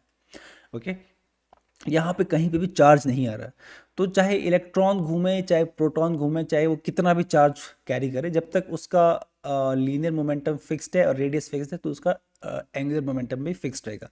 तो अगर आपके पास इलेक्ट्रॉन, मैं इस पर्टिकुलर केस में बोल रहा हूँ, इलेक्ट्रॉन आपका का जो ऑर्बिट है उसे मैं रेड पाथ से दिखा रहा हूँ और उसका डायरेक्शन भी ऐसे है, राइट। सो रिमेंबर, अगर आप लोग यहाँ पे आर क्रॉस पी करोगे, ठीक है, पी आप किसी भी पॉइंट पे उसका अगर आप लीनियर मोमेंटम निकालते हो तो आप लोग वो पैरेलल या वो टेंजेंशियल टू द सर्कल होगा, और टेंजेंशियल कैसे कैसे होगा, अलोंग दिस डायरेक्शन। तो आप लोग आर क्रॉस पी निकालोगे तो सिंपली अगर आप लोग एल एल की डायरेक्शन निकालना चाहते हो तो आप लोग यहाँ पे right hand screw rule use कर सकते हो कि देखिए किस डायरेक्शन में आपका ऑब्जेक्ट घूम रहा है। अगर मैं उस डायरेक्शन में अपने राइट हैंड के फिंगर्स को कर्ल करूँ तो मुझे थंब थंब जो आपका जिस डायरेक्शन में पॉइंट कर रहा है वो आपको डायरेक्शन ऑफ एल देगा, ठीक है। तो एल आपका, अगर आपका इलेक्ट्रॉन काउंटर क्लॉकवाइज घूम रहा है तो एल आपका ऊपर की तरफ को है। बट रिमेंबर, अगर इलेक्ट्रॉन काउंटर क्लॉकवाइज घूम रहा है तो करंट आपका क्लॉकवाइज घूमेगा, और अगर आपका करंट क्लॉकवाइज घूम रहा है तो करंट के केस में भी आप लोग राइट हैंड स्क्रू रूल लगा सकते हो। करंट के केस में देखिए आपके पास एल का डायरेक्शन निकल गया, अब आपको मैग्नेटिक मोमेंट का डायरेक्शन निकालना है। तो मैग्नेटिक मोमेंट का डायरेक्शन सिर्फ और सिर्फ डिपेंड करता है कि करंट किस डायरेक्शन में है। जिस डायरेक्शन में आपका करंट घूम रहा है तो उस डायरेक्शन में अगर आप राइट हैंड थंब रूल या स्क्रू रूल लगाओगे तो आपको जो मैग्नेटिक मोमेंट है वो नीचे की तरफ मिलेगा। तो इससे सिंपली ये प्रूव हो रहा है कि इलेक्ट्रॉन के केस में, क्योंकि इलेक्ट्रॉन के केस में इलेक्ट्रॉन जिस डायरेक्शन में घूमता है करंट उसका ऑपोजिट होता है, इसीलिए आपका angular momentum and dipole momentum उल्टे होंगे। अगर मैं आपसे यही सवाल प्रोटॉन के लिए पूछूं तो प्रोटॉन के केस में जिस डायरेक्शन में प्रोटॉन घूमता है करंट भी उसी डायरेक्शन में घूमता है, तो आपका एंगुलर मोमेंटम और डाइपोल मोमेंट सेम डायरेक्शन में होंगे, ठीक है। तो इलेक्ट्रॉन हम लोग, क्योंकि हम लोग इलेक्ट्रॉन की बात कर रहे हैं तो सिर्फ इलेक्ट्रॉन के केस में आपके पास क्या हो रहा है, आप लोग आर क्रॉस पी करोगे। आर क्रॉस पी क्या है? R cross linear momentum is M times V. यहाँ पे आप लोगों ने ये चीज़ ध्यान देना है कि अगर मैं इसे प्रॉपरली एक्सपैंड करूँ तो आपके पास आर का लेंथ आएगा, एम एम ऑलरेडी आपके पास स्केलर है, वी का लेंथ आ गया, and it will give you sine theta, right. Cross product में साइन थीटा आता है, sine theta will be angle between R and P. And N क्या होता है? एन आपको एन मिलता है, जो एन का डायरेक्शन है वो आपको राइट हैंड स्क्रू रूल से मिलता है कि आर और पी को अगर आप लोग you know how cross product works, right. तो अब हम लोगों ने बहुत एग्जाम्पल सॉल्व किए तो मैं इसे बार बार बोलूंगा नहीं। तो इन सर्कुलर पाथ में, सर्कुलर मोशन में आपका जो आर है वो वेलोसिटी के परपेंडिकुलर होता है। तो परपेंडिकुलर का मतलब क्या हुआ कि sine will be 90 and sine 90 gives you just 1। So जो एल है एंगुलर मोमेंटम, अभी के लिए हम लोग सिर्फ उसके मैग्नीट्यूड की बात करेंगे। तो इस डायरेक्शन को 2 मिनट के लिए भूल जाइए, ये आपका 1 हो गया। तो उसका जो मैग्नीट्यूड है that is simply M V R, ठीक है। रिमेंबर, ये सिर्फ आपका क्या है, this is in the case of uniform circular motion. तो यूनिफॉर्म सर्कुलर मोशन के केस में आपके पास जो आपके पास एंगुलर मोमेंटम का मैग्नीट्यूड है that is given by M V R. M क्या है? मास ऑफ दैट ऑब्जेक्ट जो घूम रहा है, वी वेलोसिटी, आर उसका रेडियस है। तो आप लोग यहाँ से वेलोसिटी निकाल सकते हो। Velocity is given by angular momentum upon M R. अब इस वेलोसिटी की वैल्यू को आप लोग इस मैग्नेटिक मोमेंट के एक्सप्रेशन में पुट कर दो, यहाँ यहाँ v पे। ये v पुट करने के बाद you have the this particular relation, right. यहाँ पे अब आप इलेक्ट्रॉन का जो साइन है वो पुट कर दोगे, ठीक है। इलेक्ट्रॉन का जो साइन है वो नेगेटिव है। अब यहाँ पे आप लोग वापस अपने अपने वेक्टर साइंस पुट कर दो। इन वेक्टर साइंस से ये पता चल रहा है कि आपको ये इस नेगेटिव साइन से क्या पता चल रहा है कि जो मैग्नेटिक मूवमेंट है for electron will be opposite of the angular momentum. Remember, अगर ये कोई पॉजिटिव चार्ज होता है तो यहाँ पे पॉजिटिव, आपके पास ये नेगेटिव साइन नहीं आता, तो उस केस में ये दोनों आपस में पैरेलल होते हैं, बट इस केस में वो एंटी पैरेलल है, ठीक है। ओके, तो ये आपके पास निकल के आ रहा है फाइनली। अब आप एक लास्ट एक्सप्रेशन में पहुंचेंगे, तो रिमेंबर इस एक्सप्रेशन को भी प्लीज़ ध्यान में दीजिएगा, ठीक है। तो लेट्स डू दैट, ठीक है। This is also very important. अब अगर आपको याद होगा कि जनरली हाइड्रोजन के केस में भी आपके पास एक्चुअली अगर आप लोग जिस तरीके से इलेक्ट्रॉन्स को भरते हो तो उसमें आपके पास शेल का एक नंबर होता है जिसे आप लोग n से डिफाइन करते हो, ठीक है। तो इस केस में आपके पास n1 है, इस केस में n2 है, अगेन n2 है। मैं ये SPD की बात नहीं कर रहा हूँ, जो उनके सामने जो शेल नंबर्स होता है उनकी बात कर रहा हूँ, ठीक है। तो बेसिकली ये आपका क्वांटम मैकेनिक्स से आता है, ठीक है। वो अभी अंडरस्टैंड करने की ज़रूरत नहीं है। तो बेसिकली आपके पास जो इलेक्ट्रॉन का एंगुलर मोमेंटम है, एंगुलर मोमेंटम क्वांटम मैकेनिक्स से आता है n times h Planck's constant upon 2 पाई, ठीक है। ये अभी 2 मिनट के लिए बस बेसिकली इसको इमेजिन करो कि ये कोई कांस्टेंट है, ये कांस्टेंट टाइम्स n। तो आपके पास मान लीजिए हाइड्रोजन एटम है, हाइड्रोजन एटम में जो इलेक्ट्रॉन है वो अगर आप उसे एक्साइट करो तो वो एक शेल से दूसरे शेल में जंप कर सकता है, ठीक है। चाहे वो सिंगल इलेक्ट्रॉन ही है, बट अगर आप लोग उसे एनर्जी दोगे तो वो अलग फर्स्ट से सेकंड में जा सकता है, सेकंड से थर्ड में जा सकता है। तो उसे आप लोग एन से डिफाइन कर रहे हो। तो एल आपका angular momentum of electron depend कर रहा है कि वो किस शेल में मौजूद है, ठीक है। तो अगर मैं ये एल की वैल्यू यहाँ पे पुट करता हूँ, ठीक है। रिमेंबर अगेन हम लोग क्या कर रहे हैं, वेक्टर साइन को 2 मिनट के लिए हटा दीजिए। तो आपका जो डाइपोल मोमेंट है that is given as this part, ठीक है। तो अगेन वेक्टर साइन हटा दिया तो मैं 2 मिनट के लिए साइन को भी हटा रहा हूँ, क्योंकि हम लोग सिर्फ मैग्नीट्यूड्स को कंपेयर कर रहे हैं। मैग्नीट्यूड में हम लोग नेगेटिव साइंस को इग्नोर करते हैं। तो आपका जो डाइपोल मोमेंट है, मैग्नेटिक डाइपोल मोमेंट है, that is given bye E/2m। और आपने L की वैल्यू यहाँ पुट कर दी। L की value is up n times Planck's constant upon 2 पाई। तो अगर आप लोग इन सब चीज़ों को n को एक तरफ ले आइए और बाकी सब चीज़ों को कंबाइन कर दीजिए। रिमेंबर ये जो बाकी का पार्ट है that is your constant. Electron का जो चार्ज है वो कांस्टेंट रहता है, प्लैंक्स कांस्टेंट अगेन कांस्टेंट है, 4πm mass of electron is also constant. तो इस पूरे कांस्टेंट को आप लोग म्यू बी बोलते हो और इसे बोलते हैं बोहर्स मैग्नेटॉन। तो ये आपका स्मॉलेस्ट यूनिट है। रिमेंबर, मैं आपको अगर पूछूं कि इलेक्ट्रॉन का मतलब एटलीस्ट एक सिंगल इलेक्ट्रॉन का किसी एटम में स्मॉलेस्ट ऑर्बिटल मोमेंट क्या होगा, ठीक है। रिमेंबर ये आपका जो मैग्नेटिक मोमेंट है वो किस वजह से आ रहा है, इलेक्ट्रॉन के ऑर्बिट की वजह से। तो this is giving you orbital magnetic moment. तो इसका जो स्मॉलेस्ट वैल्यू होगा वो होगा n=1 के लिए, ठीक है। n 0 नहीं होता, n=1 इज द मिनिमम। तो उस केस में आपका Pm will be equal to mu B, ठीक है। तो म्यू बी है क्या, म्यू बी को आप लोग बोल सकते हो for it is the orbital magnetic moment of electron in the shell n=1। तो मतलब it is the smallest value कि आपका जो सिंगल इलेक्ट्रॉन है उसका ऑर्बिटल मोमेंटम का स्मॉलेस्ट वैल्यू है, ठीक है ये। ओके, तो आप लोग इस तरीके से दस the Bohr magnetron is the smallest orbital magnetic moment of a single electron in atom, ठीक है। ओके, तो हम लोगों ने एक तरीके से ऑर्बिटल जो आपका ऑर्बिटल मैग्नेटिक मोमेंट था उसको अंडरस्टैंड किया, और हम लोगों ने देखा कि कैसे हम लोग उसे इलेक्ट्रॉन के एंगुलर मोमेंटम से कंपेयर करके इस मैग्नेट्रॉन की फॉर्म में लिख सकते हैं। ओके, अब यहाँ पे एक और आपके पास क्वेश्चन निकल के आता है कि अगर मान लीजिए, तो ठीक है, ये इस क्वेश्चन का एक सॉर्ट ऑफ जो ये आपके पास दिया है इसका एक जो यूजेज है हम लोग बाद में देखेंगे। तो बेसिकली आपके पास क्या बोला है कि एक आपके पास स्फेरिकल चार्ज क्लाउड है, ठीक है।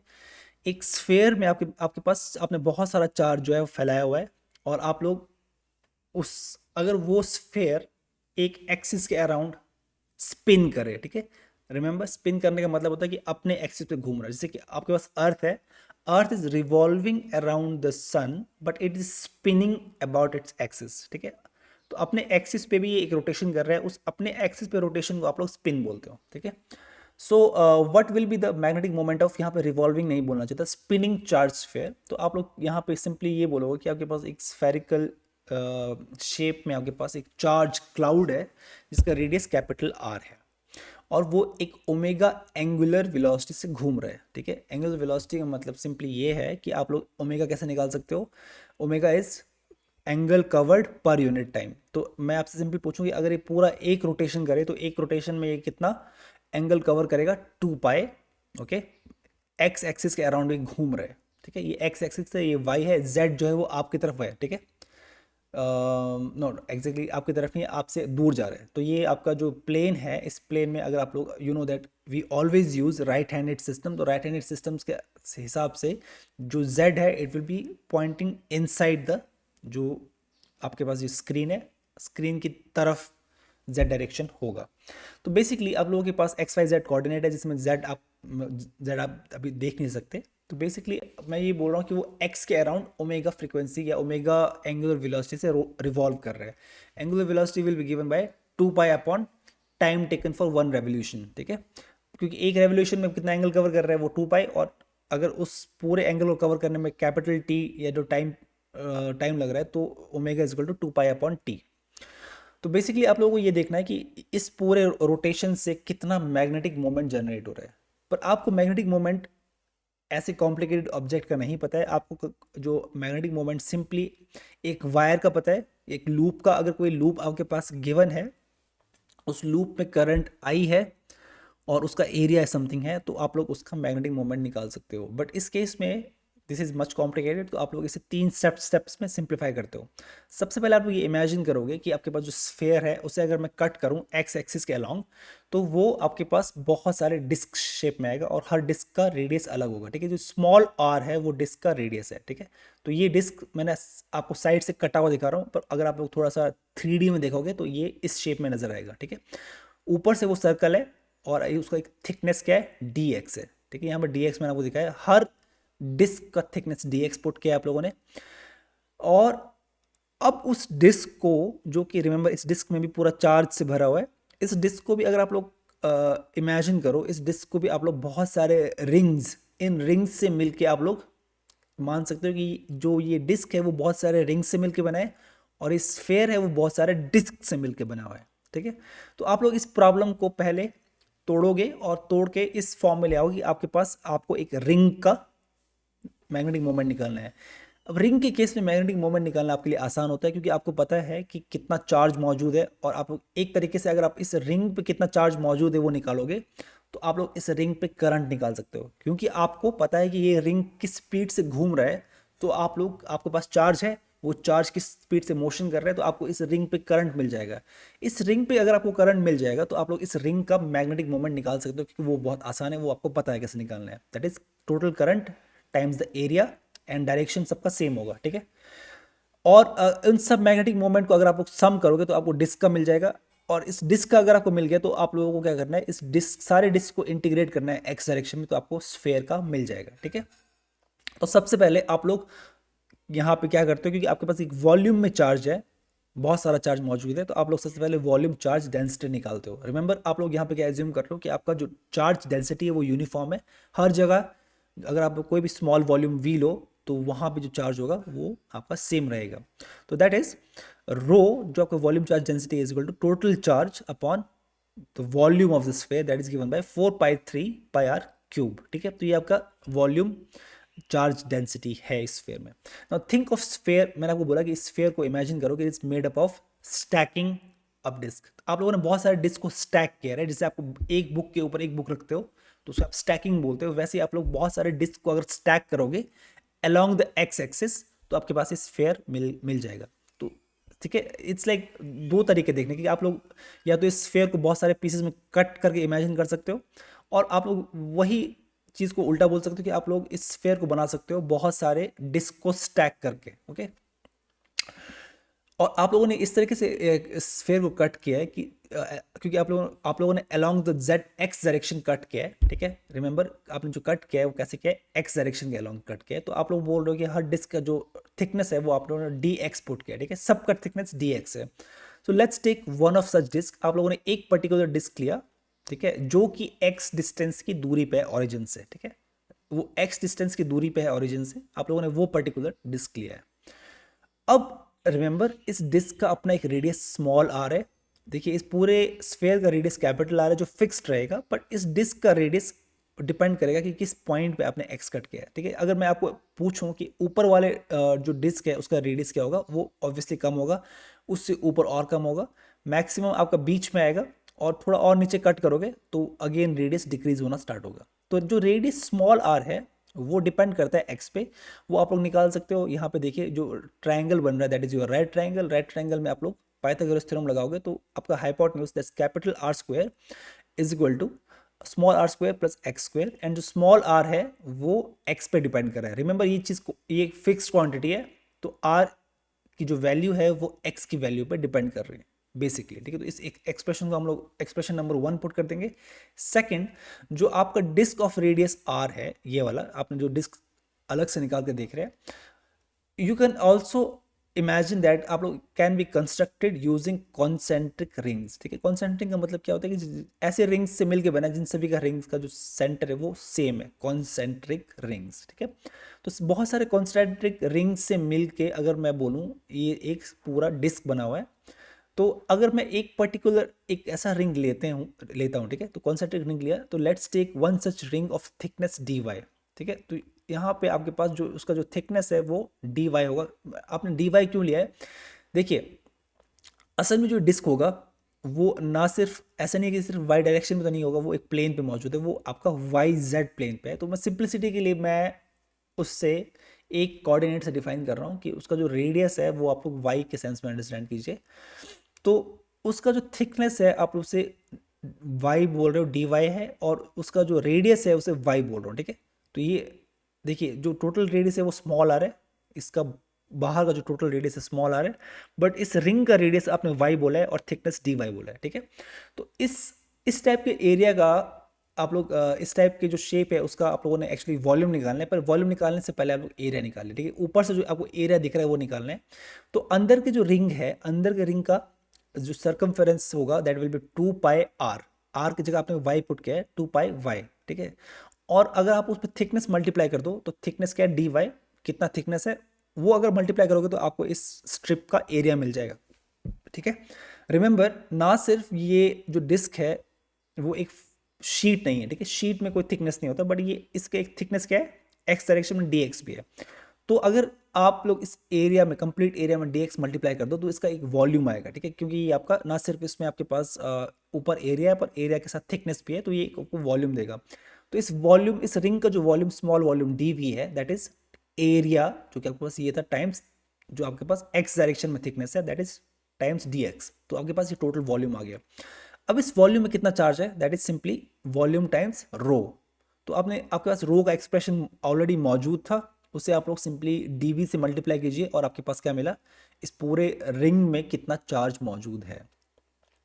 अब आपके पास दिया गया है कि जो पूरा स्फेयर है, जो स्फेयर था स्टार्टिंग में वो ओमेगा एंगुलर वेलोसिटी से मूव कर रहा था, ठीक है। ओके, अगर आपका एक स्फेयर ओमेगा एंगुलर वेलोसिटी से मूव कर रहा है तो स्फेयर का हर पार्ट सेम एंगुलर वेलोसिटी से मूव करेगा। ओके, ये चीज़ आप लोगों ने ध्यान देना है, ठीक है। स्फेयर का अगर आप लोग स्फेयर के एक पॉइंट पे अगर आप लोग डॉट लगाते हो, मान लीजिए आपके पास बॉल है, बॉल में आप लोग अलग अलग पॉइंट पे डॉट लगा दीजिए। अगर आप लोग बॉल को घुमाना स्टार्ट करते हो तो जैसे ही आपका एक पॉइंट अपने पोजीशन में वापस आता है, सारे के सारे पॉइंट्स अपने पोजीशन में वापस आ जाते हैं, क्योंकि सभी पॉइंट्स ने उतने ही टाइम में 2 पाई एंगल कवर किया है। तो ठीक है, तो सभी का एंगुलर वेलोसिटी सेम होता है। Okay, so then all parts of sphere will be moving with the same omega including the ring, ठीक है। ना सिर्फ ये रिंग भी, क्योंकि कॉन्सेंट्रिक रिंग है, ये रिंग का आपका जो एंगुलर वेलोसिटी होगा that will also be the same. So उस केस में आप लोग करंट कैसे निकालते हो, current will be total charge in the ring और मैंने आपको कहा था कि उसे पूरा घूमने में कितना वक्त लग रहा है। तो आप लोग वक्त कैसे निकालते हो, मैंने आपको कहा था कि omega is given by 2 pi upon T. T वो टाइम होता है जो कि कंप्लीट रेवोल्यूशन का होता है, तो T is given by 2 pi upon omega. तो current is total charge in the ring जो हमने निकाल दिया है, टाइम पीरियड हमको यहाँ से मिल गया। तो आपके पास 2 पाई अपॉन ओमेगा था, ओमेगा में ऊपर ले गया, तो आपके पास सिंप्लीफाई करके जो करंट आ गया, करंट आपके पास अगर आ गया है तो आप लोग डाइपोल मोमेंट निकाल सकते हो, that is current times the area. Area is simply pi Y square, remember आपके पास ये वाई था, ठीक है। तो इसका जो अंदर का एरिया होगा वो सिंपली पाई वाई स्क्वायर होगा क्योंकि वो एक सर्कल है, ठीक है। एरिया को आप लोग सर्कल के फॉर्म में ले रहे हो। एंड आपके पास ये डाइपोल मोमेंट निकल के आ गया। अब आपको क्या करना है, अब आपको यहाँ पर इंटीग्रेशन करना है। सबसे पहले आप लोगों ने इंटीग्रेट करना है इस रिंग को इस डिस्क के ऊपर, ठीक है। तो इंटीग्रेशन कहाँ से होगा, y will go from 0 to small r, ठीक है। तो आप लोगों ने ऐसे इंटीग्रेशन करना है कि आप लोग इन बहुत सारे रिंग्स को ऐड करके एक डिस्क बना रहे हो। तो उस केस में आपके पास कितना डाइपोल मोमेंट निकल के आएगा, ठीक है। उस केस में आप लोगों के पास integration will go from, remember आप इंटीग्रेट किसको कर रहे हो, सिर्फ y को। dx का इंटीग्रेशन आपका मौजूद है, क्योंकि dx क्या है, dx आपका एक रिंग के लिए फिक्स्ड है, क्योंकि आप लोग एक x पे फिक्स्ड हो। जब एक बार एक डिस्क के लिए निकाल दोगे, ठीक है, एक बार जैसे डिस्क के लिए निकाल दिया, फिर डिस्क निकालने के बाद आप लोग फिर x पे इंटीग्रेट करोगे, उससे आपका स्फेयर मिलेगा। क्योंकि रिमेंबर आप लोगों के जो डिस्क हैं वो x में स्टैक हो रहे हैं, तो आपको x में अगर आप लोग इंटीग्रेट करोगे कहाँ, -r नीचे, -r से r तक, ठीक है। कैपिटल R की बात कर रहा हूँ मैं यहाँ पे। बट इस पर्टिकुलर केस में आप लोग अभी इंटीग्रेशन कर रहे हो इन रिंग्स का डिस्क बनाने के लिए, ठीक है। तो आप इसीलिए मैंने यहाँ पे dx बाहर पुट किया है, क्योंकि dx आपका यहाँ पे इंटीग्रेट नहीं हो रहा। तो आपके पास जो भी अंदर y वाली क्वांटिटीज़ है वो बचेगी, बाकी सब जो आपके पास कांस्टेंट है वो उसे बाहर ले आइए। तो आपके पास 3 ओमेगा अपॉन 4 कांस्टेंट है, आपके पास q total charge upon r जो कि रेडियस फिक्स रेडियस है r क्यूब, वो भी r, sorry this is your r की पावर 3, वो भी फिक्स्ड है, वो भी बाहर ले आइए। तो अब यू हैव जस्ट y की क्यूब का इंटीग्रेशन इज y की पावर 4/4। आप अगर लिमिट पुट करोगे तो 0 से r, you are left with this term, ठीक है। तो ये आपको क्या दे रहा है, this is your magnetic moment of this disc, ठीक है। इस डिस्क, कंप्लीट डिस्क का मैग्नेटिक मोमेंट मिल गया अगर ये आपका ओमेगा क्या कहते हैं, ओमेगा एंगुलर वेलोसिटी से रिवॉल्व कर रहा है। तो अब आपको स्फेयर का निकालना है, तो आपको इन सभी डिस्क का एंगुलर मोमेंटम ऐड करना पड़ेगा, ठीक है। रिमेंबर क्योंकि सारे के सारे डिस्क एक डायरेक्शन में घूम रहे हैं, सभी का एंगुलर मोमेंटम या सभी का डायपोल मोमेंटम सेम डायरेक्शन में होगा, और सभी का डायपोल मोमेंटम मिलके आपको एक ही डायरेक्शन में your will be in the same direction, everything will be in the same direction. So आपके पास total dipole moment of rotating charge sphere अगर आपको निकालना है, अब आपको इन सभी डिस्क को ऐड करना है, और इन सभी डिस्क को आपने कैसे ऐड करना है, -r से r, मतलब कि आप लोग कहाँ से कहाँ आपके डिस्क जा रहे हैं, -r से ऊपर तक r, ठीक है। तो आपका रिमेंबर आप लोग यहाँ पे इमेजिन करना कि आप लोग एक ही एक्सिस में या एक आपके पास एक डायमेंशन है उसमें आप लोग इंटीग्रेट कर रहे हो, आप लोग -r से r तक जा रहे हो, ठीक है। यहाँ पे आप लोगों का इंटीग्रेशन किस पे हो रहा है, आप लोगों का इंटीग्रेशन आप dx पे कर रहे हो, बट आपके पास एक्सप्रेशन किस पे, r पे। तो वापस जाके यू नो दैट इन दोनों में रिलेशन था, राइट। यू हैव r और x में रिलेशन ये है, तो r का square is capital R square minus x square. So वहाँ पे आप लोग जब क्या करोगे, ये वैल्यू पुट करोगे, आपके पास r की पावर 4 है, तो आप लोग क्या करोगे, इसका वैल्यू पुट करके अगेन स्क्वायर कर दोगे। एंड बेसिकली ये आपका बेसिकली इससे एक सिंपल इंटीग्रेशन है, इसे आप लोग अपनी बुक में भी चेक कर सकते हो, ठीक है। तो आप लोग मैं यहाँ पे मैंने क्या किया है कि क्योंकि ये जो इंटीग्रेशन है वो अंदर देखो, आप इंटीग्रेट किस पे कर रहे हो, एक्स पे कर रहे हो, right. And what ever you have inside, this is a even function of x. Even function का मतलब क्या है कि अगर आप लोग यहाँ पे एक्स की वैल्यू 5 पुट करो या x की वैल्यू -5 पुट करो, वैल्यू आपका सेम आएगा, ठीक है। So this whole thing is same for x and -x। तो उस केस में अगर आप लोगों को 11th-12th में ये चीज़ याद होगा कि अगर आपके पास कोई भी इवन फंक्शन होता है, तो अगर आपके पास ऐसा इंटीग्रल है जो कि -r से r जा रहा है, तो उसे आप लोग 2 टाइम्स 0 से r कर सकते हो, ठीक है। तो आप लोग चाहो तो -r से r कर सकते हो, तो मैंने सिंप्लिसिटी के लिए किया है। तो बेसिकली मैं आपको ये बोलने की कोशिश कर रहा हूँ कि इस पर्टिकुलर पॉइंट के बाद आप सीधा इंटीग्रेशन ही करना है, आप लोग बुक से अपना आंसर देख सकते हो, ठीक है। And your answer will be the dipole moment of revolving sphere of radius r, जो कि ओमेगा एंगुलर वेलोसिटी से मूव कर रहा है, और उस पर टोटल चार्ज कितना है, q is given bye 1/5 q omega r square, ठीक है। तो ये एक पर्टिकुलर एक्सप्रेशन है। तो बेसिकली आइडिया क्या था, ये आपको ये बता रहे हैं कि अगर आपके पास कोई भी चार्ज स्फेयर है, ठीक है, जो कि पूरा चार्ज से भरा हुआ है और उसमें टोटल चार्ज क्यू है, अगर वो घूमेगा तो उसका एक डायपोल मोमेंट होगा। तो नेक्स्ट ये अब इससे जाना चाहते हैं ये दिखाने के लिए कि जो स्पिन मैग्नेटिक मोमेंट है, जो मैंने आपको कहा था कि इलेक्ट्रॉन में दो मैग्नेटिक मोमेंट होते हैं, ऑर्बिटल एंड स्पिन। तो ये आपको ये अंडरस्टैंड कराने की कोशिश कर रहे हैं कि इलेक्ट्रॉन भी एक चार्ज है, अगर वो स्पिन करेगा तो उसका एक डायपोल मोमेंट होगा, ठीक है। रिमेंबर स्टार्टिंग में जब पहली बार एक्सपेरिमेंटली स्पिन मैग्नेटिक मोमेंट को अंडरस्टैंड करने की कोशिश की गई थी, तो उस टाइम सभी लोगों ने यही इमेजिन किया था कि ये इलेक्ट्रॉन जो है वो अपने एक्सिस पे स्पिन कर रहा है, इसीलिए इसका नाम स्पिन मैग्नेटिक मोमेंट बोला गया, ठीक है। तो हालांकि अम, ये आइडिया अंडरस्टैंड करने के लिए यूज़ किया गया था, बट असल में बाद में ये फाइंड आउट किया गया कि इलेक्ट्रॉन बिल्कुल भी ऐसा मोशन नहीं करता। स्पिन जो मैग्नेटिक मोमेंट है वो इलेक्ट्रॉन का अपना एक इनहेरेंट प्रॉपर्टी है, जो कि क्वांटम मैकेनिक्स के थ्रू आता है, ठीक है। बट इसका नाम स्पिन पड़ गया है और इसे आप लोग स्पिन ही बोलोगे, ठीक है। बट इसका इलेक्ट्रॉन के असल में घूमने से कोई रिलेशन नहीं है, ठीक है। तो this is something I want to explain at the moment. आपकी बुक में ये दिया गया है, but I think you should not understand it. आपके पास दिमाग में ये होना चाहिए कि इसका नाम स्पिन इसलिए रखा गया था क्योंकि ये अपने आप में एक मैग्नेटिक मोमेंट निकल के आ रहा था, ठीक है। वो ऑर्बिटल मोशन की वजह से नहीं आ रहा था, इसलिए लोग परेशान थे कि ये मैग्नेटिक मोमेंट कहाँ से आ रहा है। तो उन लोगों ने ये अंडरस्टैंड करने के लिए, क्योंकि आपने देखा कि राइट इस एक्सप्रेशन में क्या मिल रहा है आपको, कि कोई भी जो चार्ज स्फेयर है वो अपने एक्सिस पे अगर स्पिन करेगा तो उसका एक मैग्नेटिक मोमेंट होगा। सो पीपल जो जितने भी आपके साइंटिस्ट थे वो लोग यही सोच रहे थे कि हाँ इलेक्ट्रॉन अपने एक्सिस पे घूम रहा होगा, इसीलिए आपका ये स्पिन मूवमेंट आ रहा है, बट रियलिटी में इट्स नॉट द केस। इसलिए डोंट गो जो आपकी बुक में दिया है, बस बेसिकली ये अंडरस्टैंड कीजिए कि आप लोग इलेक्ट्रॉन एक ऐसा मैग्नेटिक मोमेंट कैरी करता है जो अपने आप से आता है, ठीक है, वो ऑर्बिटल मोशन से नहीं आ रहा है, उसे हम लोग स्पिन मैग्नेटिक मोमेंट बोलते हैं। So earlier it was thought that the magnetic moment results from electrons spinning at their axis, hence it was called spin magnetic moment, ठीक है। But in reality spin of electron is a quantum property and has nothing to do with actual spinning, ठीक है। Remember मैंने आपको कहा कि वो actual spinning से कोई उसका रिलेशन नहीं होता, ठीक है। सो आपके पास डायपोल मोमेंट, इलेक्ट्रॉन के पास दो डायपोल मोमेंट्स है, ऑर्बिटल एंड स्पिन, ठीक है। अब देखते हैं,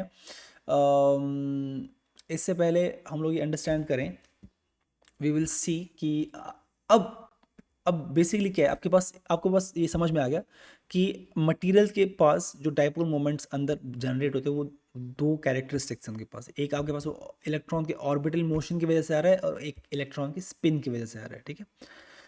अब हम लोग ये देखने की कोशिश करेंगे कि बाहर के मैग्नेटिक फील्ड से होता क्या है, ठीक है। बाहर से अगर मैंने मैग्नेटिक फील्ड लगाया तो इन दो डायपोल मोमेंट्स किस तरीके से बिहेव करते हैं, और उनके बिहेवियर की वजह से आपके पास पैरामैग्नेटिक बिहेवियर आता है, क्यों नॉट डायमैग्नेटिक बिहेवियर आता है, ठीक है। तो फर्स्ट ऑफ ऑल हम लोग ये देखेंगे कि बाहर के मैग्नेटिक फील्ड का ऑर्बिटल मैग्नेटिक मोमेंट पे क्या फ़र्क पड़ता है, ठीक है। तो ऑर्बिटल मैग्नेटिक मोमेंट क्यों होता है, क्योंकि इलेक्ट्रॉन ऑर्बिट करता है। तो अगेन हम लोग ये एज्यूम करते हैं कि मान लीजिए इलेक्ट्रॉन घूम रहा है और इलेक्ट्रॉन आपका काउंटर क्लॉकवाइज डायरेक्शन में घूम रहा है, ठीक है, with again radius R, velocity को मैंने वी नॉट बोला है अभी, ठीक है। तो वी नॉट वेलोसिटी या स्पीड से घूम रहा है, ठीक है, स्पीड वी नॉट। तो ऑर्बिटल डायपोल मोमेंट अगेन क्या होगा, हम लोगों ने पहले एक्सप्रेशन निकाला था, इलेक्ट्रॉन का चार्ज उसकी speed R upon two, R मतलब रेडियस। सो अगर आप लोगों के पास अगेन आपको पता है कि जो सेंट्रीपिटल फोर्स है, मैं बेसिकली आइडिया बोल रहा हूँ कि ठीक है आपके पास ये डायपोल मोमेंट होना चाहिए, पर जैसे ही मैं बाहर से मैग्नेटिक फील्ड लगाऊं तो क्या होगा, ठीक है, एक्चुअली डायपोल मोमेंट में चेंज आता है, हम लोग उसी को अंडरस्टैंड करने की कोशिश करेंगे। तो अगेन बात वही है कि आपके पास ये वाला जो एक्सप्रेशन है वो आपका पहले की तरह है कि एक सेंट्रीपिटल फोर्स लगना चाहिए, इसीलिए वो सर्कुलर मोशन में घूम रहा है। Centripetal force is mass times V naught square upon R, and that force is actually given by the electrostatic attractive force, ठीक है, दैट इज 1/4πε0, प्रोटॉन का चार्ज, इलेक्ट्रॉन का चार्ज और उन दोनों के बीच में डिस्टेंस, दैट इज रेडियस। मैंने आपको मास of electron and charge of electron या प्रोटॉन दिख दिया है। अगेन मैंने यहाँ पर नेगेटिव साइन पुट नहीं किया है क्योंकि ये जो इट इज़ अंडरस्टैंडेबल कि जो फोर्स है वो अट्रैक्टिव होगा और टुवर्ड्स द ओरिजिन होगा, ठीक है। Okay, when we switch on the magnetic field तो क्या होता है, ठीक है, लेट्स टॉक अबाउट दिस। तो जैसे ही आप लोगों ने मैग्नेटिक फील्ड को ऑन किया तो ना सिर्फ जो फोर्स था, रिमेंबर आपके पास आपके पास ना सिर्फ इलेक्ट्रोस्टैटिक फोर्स आएगा, आपके पास मैग्नेटिक फोर्स भी एक आएगा। Remember, so when we switch on the magnetic field parallel to your dipole moment, ठीक है। तो डाइपोल मोमेंट आपका इस केस में क्या है, ऊपर की तरफ है। मान लीजिए एक्स वाई प्लेन है, तो डाइपोल मोमेंट आपका किस डायरेक्शन में, जेड डायरेक्शन में। तो मैंने बोला कि मैंने मैग्नेटिक फील्ड भी जेड डायरेक्शन की तरफ पुट कर दिया। It adds an magnetic force away from the centre, ठीक है। अब आपने देखना है कि कैसे आपके पास जो फोर्स लगेगा इलेक्ट्रॉन पे इस मैग्नेटिक फील्ड की वजह से, वो अवे फ्रॉम सेंटर कैसा होगा। Let's try to understand that, ठीक है। सो आपके पास जो अब सेंट्रीपिटल फोर्स है, उस सेंट्रीपिटल फोर्स में अब दो कंट्रीब्यूशन आएंगे। फर्स्ट आपके पास जो इलेक्ट्रोस्टैटिक था, सेकंड आपके पास जो आएगा that is coming because of E V cross B. ये आपका मैग्नेटिक फील्ड की वजह से आ रहा है, ठीक है। तो अगर आपको याद होगा, लॉरेंस फोर्स के दो एक्सप्रेशन होते हैं, ठीक है। लॉरेंस फोर्स में एक आपके पास क्या लग रहा है, इलेक्ट्रोस्टैटिक फोर्स, दूसरा आपके पास मैग्नेटिक फोर्स लगता है। तो ये मैग्नेटिक फोर्स का पार्ट मैंने हमने यहाँ पे ऐड कर दिया है, ठीक है। अभी आपने यहाँ पे एक चीज़ अंडरस्टैंड करने की कोशिश करनी है। देखिए, सेंट्रीपिटल फोर्स हमेशा अंदर की तरफ होता है, ठीक है। इसलिए यहाँ पे मैंने नेगेटिव चार्ज, यहाँ पे नेगेटिव चार्ज पुट नहीं किया, क्योंकि ये अंदर की तरफ है, इलेक्ट्रोस्टैटिक फोर्स भी अंदर की तरफ है। लेट्स ट्राई टू अंडरस्टैंड मैंने यहाँ पे नेगेटिव चार्ज पुट क्यों किया, नेगेटिव साइन क्यों पुट किया, ठीक है। अब देखिए, इलेक्ट्रॉन जो है, मैंने आपको क्या कहा, इलेक्ट्रॉन किस डायरेक्शन में मूव कर रहा है, वी नॉट, ठीक है। Okay, so right, I think मैंने यहाँ पे एरोस अलग तरीके से पुट किया। लेट्स से एनीवे, मान लीजिए हम लोगों ने काउंटर क्लॉकवाइज बोला, राइट। तो आपके पास इलेक्ट्रॉन जो है वो क्लॉकवाइज घूम रहा है, ठीक है। तो मैंने ये जो एरोज पुट किए हैं, दोज आर करेक्ट, ठीक है। तो एरोज आपके करेक्ट हैं। अगर आपके पास इमेजिन कीजिए कि मैग्नेटिक फील्ड क्या है, you know that magnetic field ऊपर की तरफ को यहाँ से, right. Let me just use a different colour. तो मैग्नेटिक फील्ड यहाँ पे ऊपर की तरफ है, क्योंकि हर जगह आपने जेड डायरेक्शन में पुट किया है। आपका पास जो इलेक्ट्रॉन है वो किस डायरेक्शन में घूम रहा है, इलेक्ट्रॉन जा रहा है इस डायरेक्शन में, ठीक है। एक इस पर्टिकुलर पॉइंट पे इलेक्ट्रॉन का क्या है, वेलोसिटी इस डायरेक्शन में।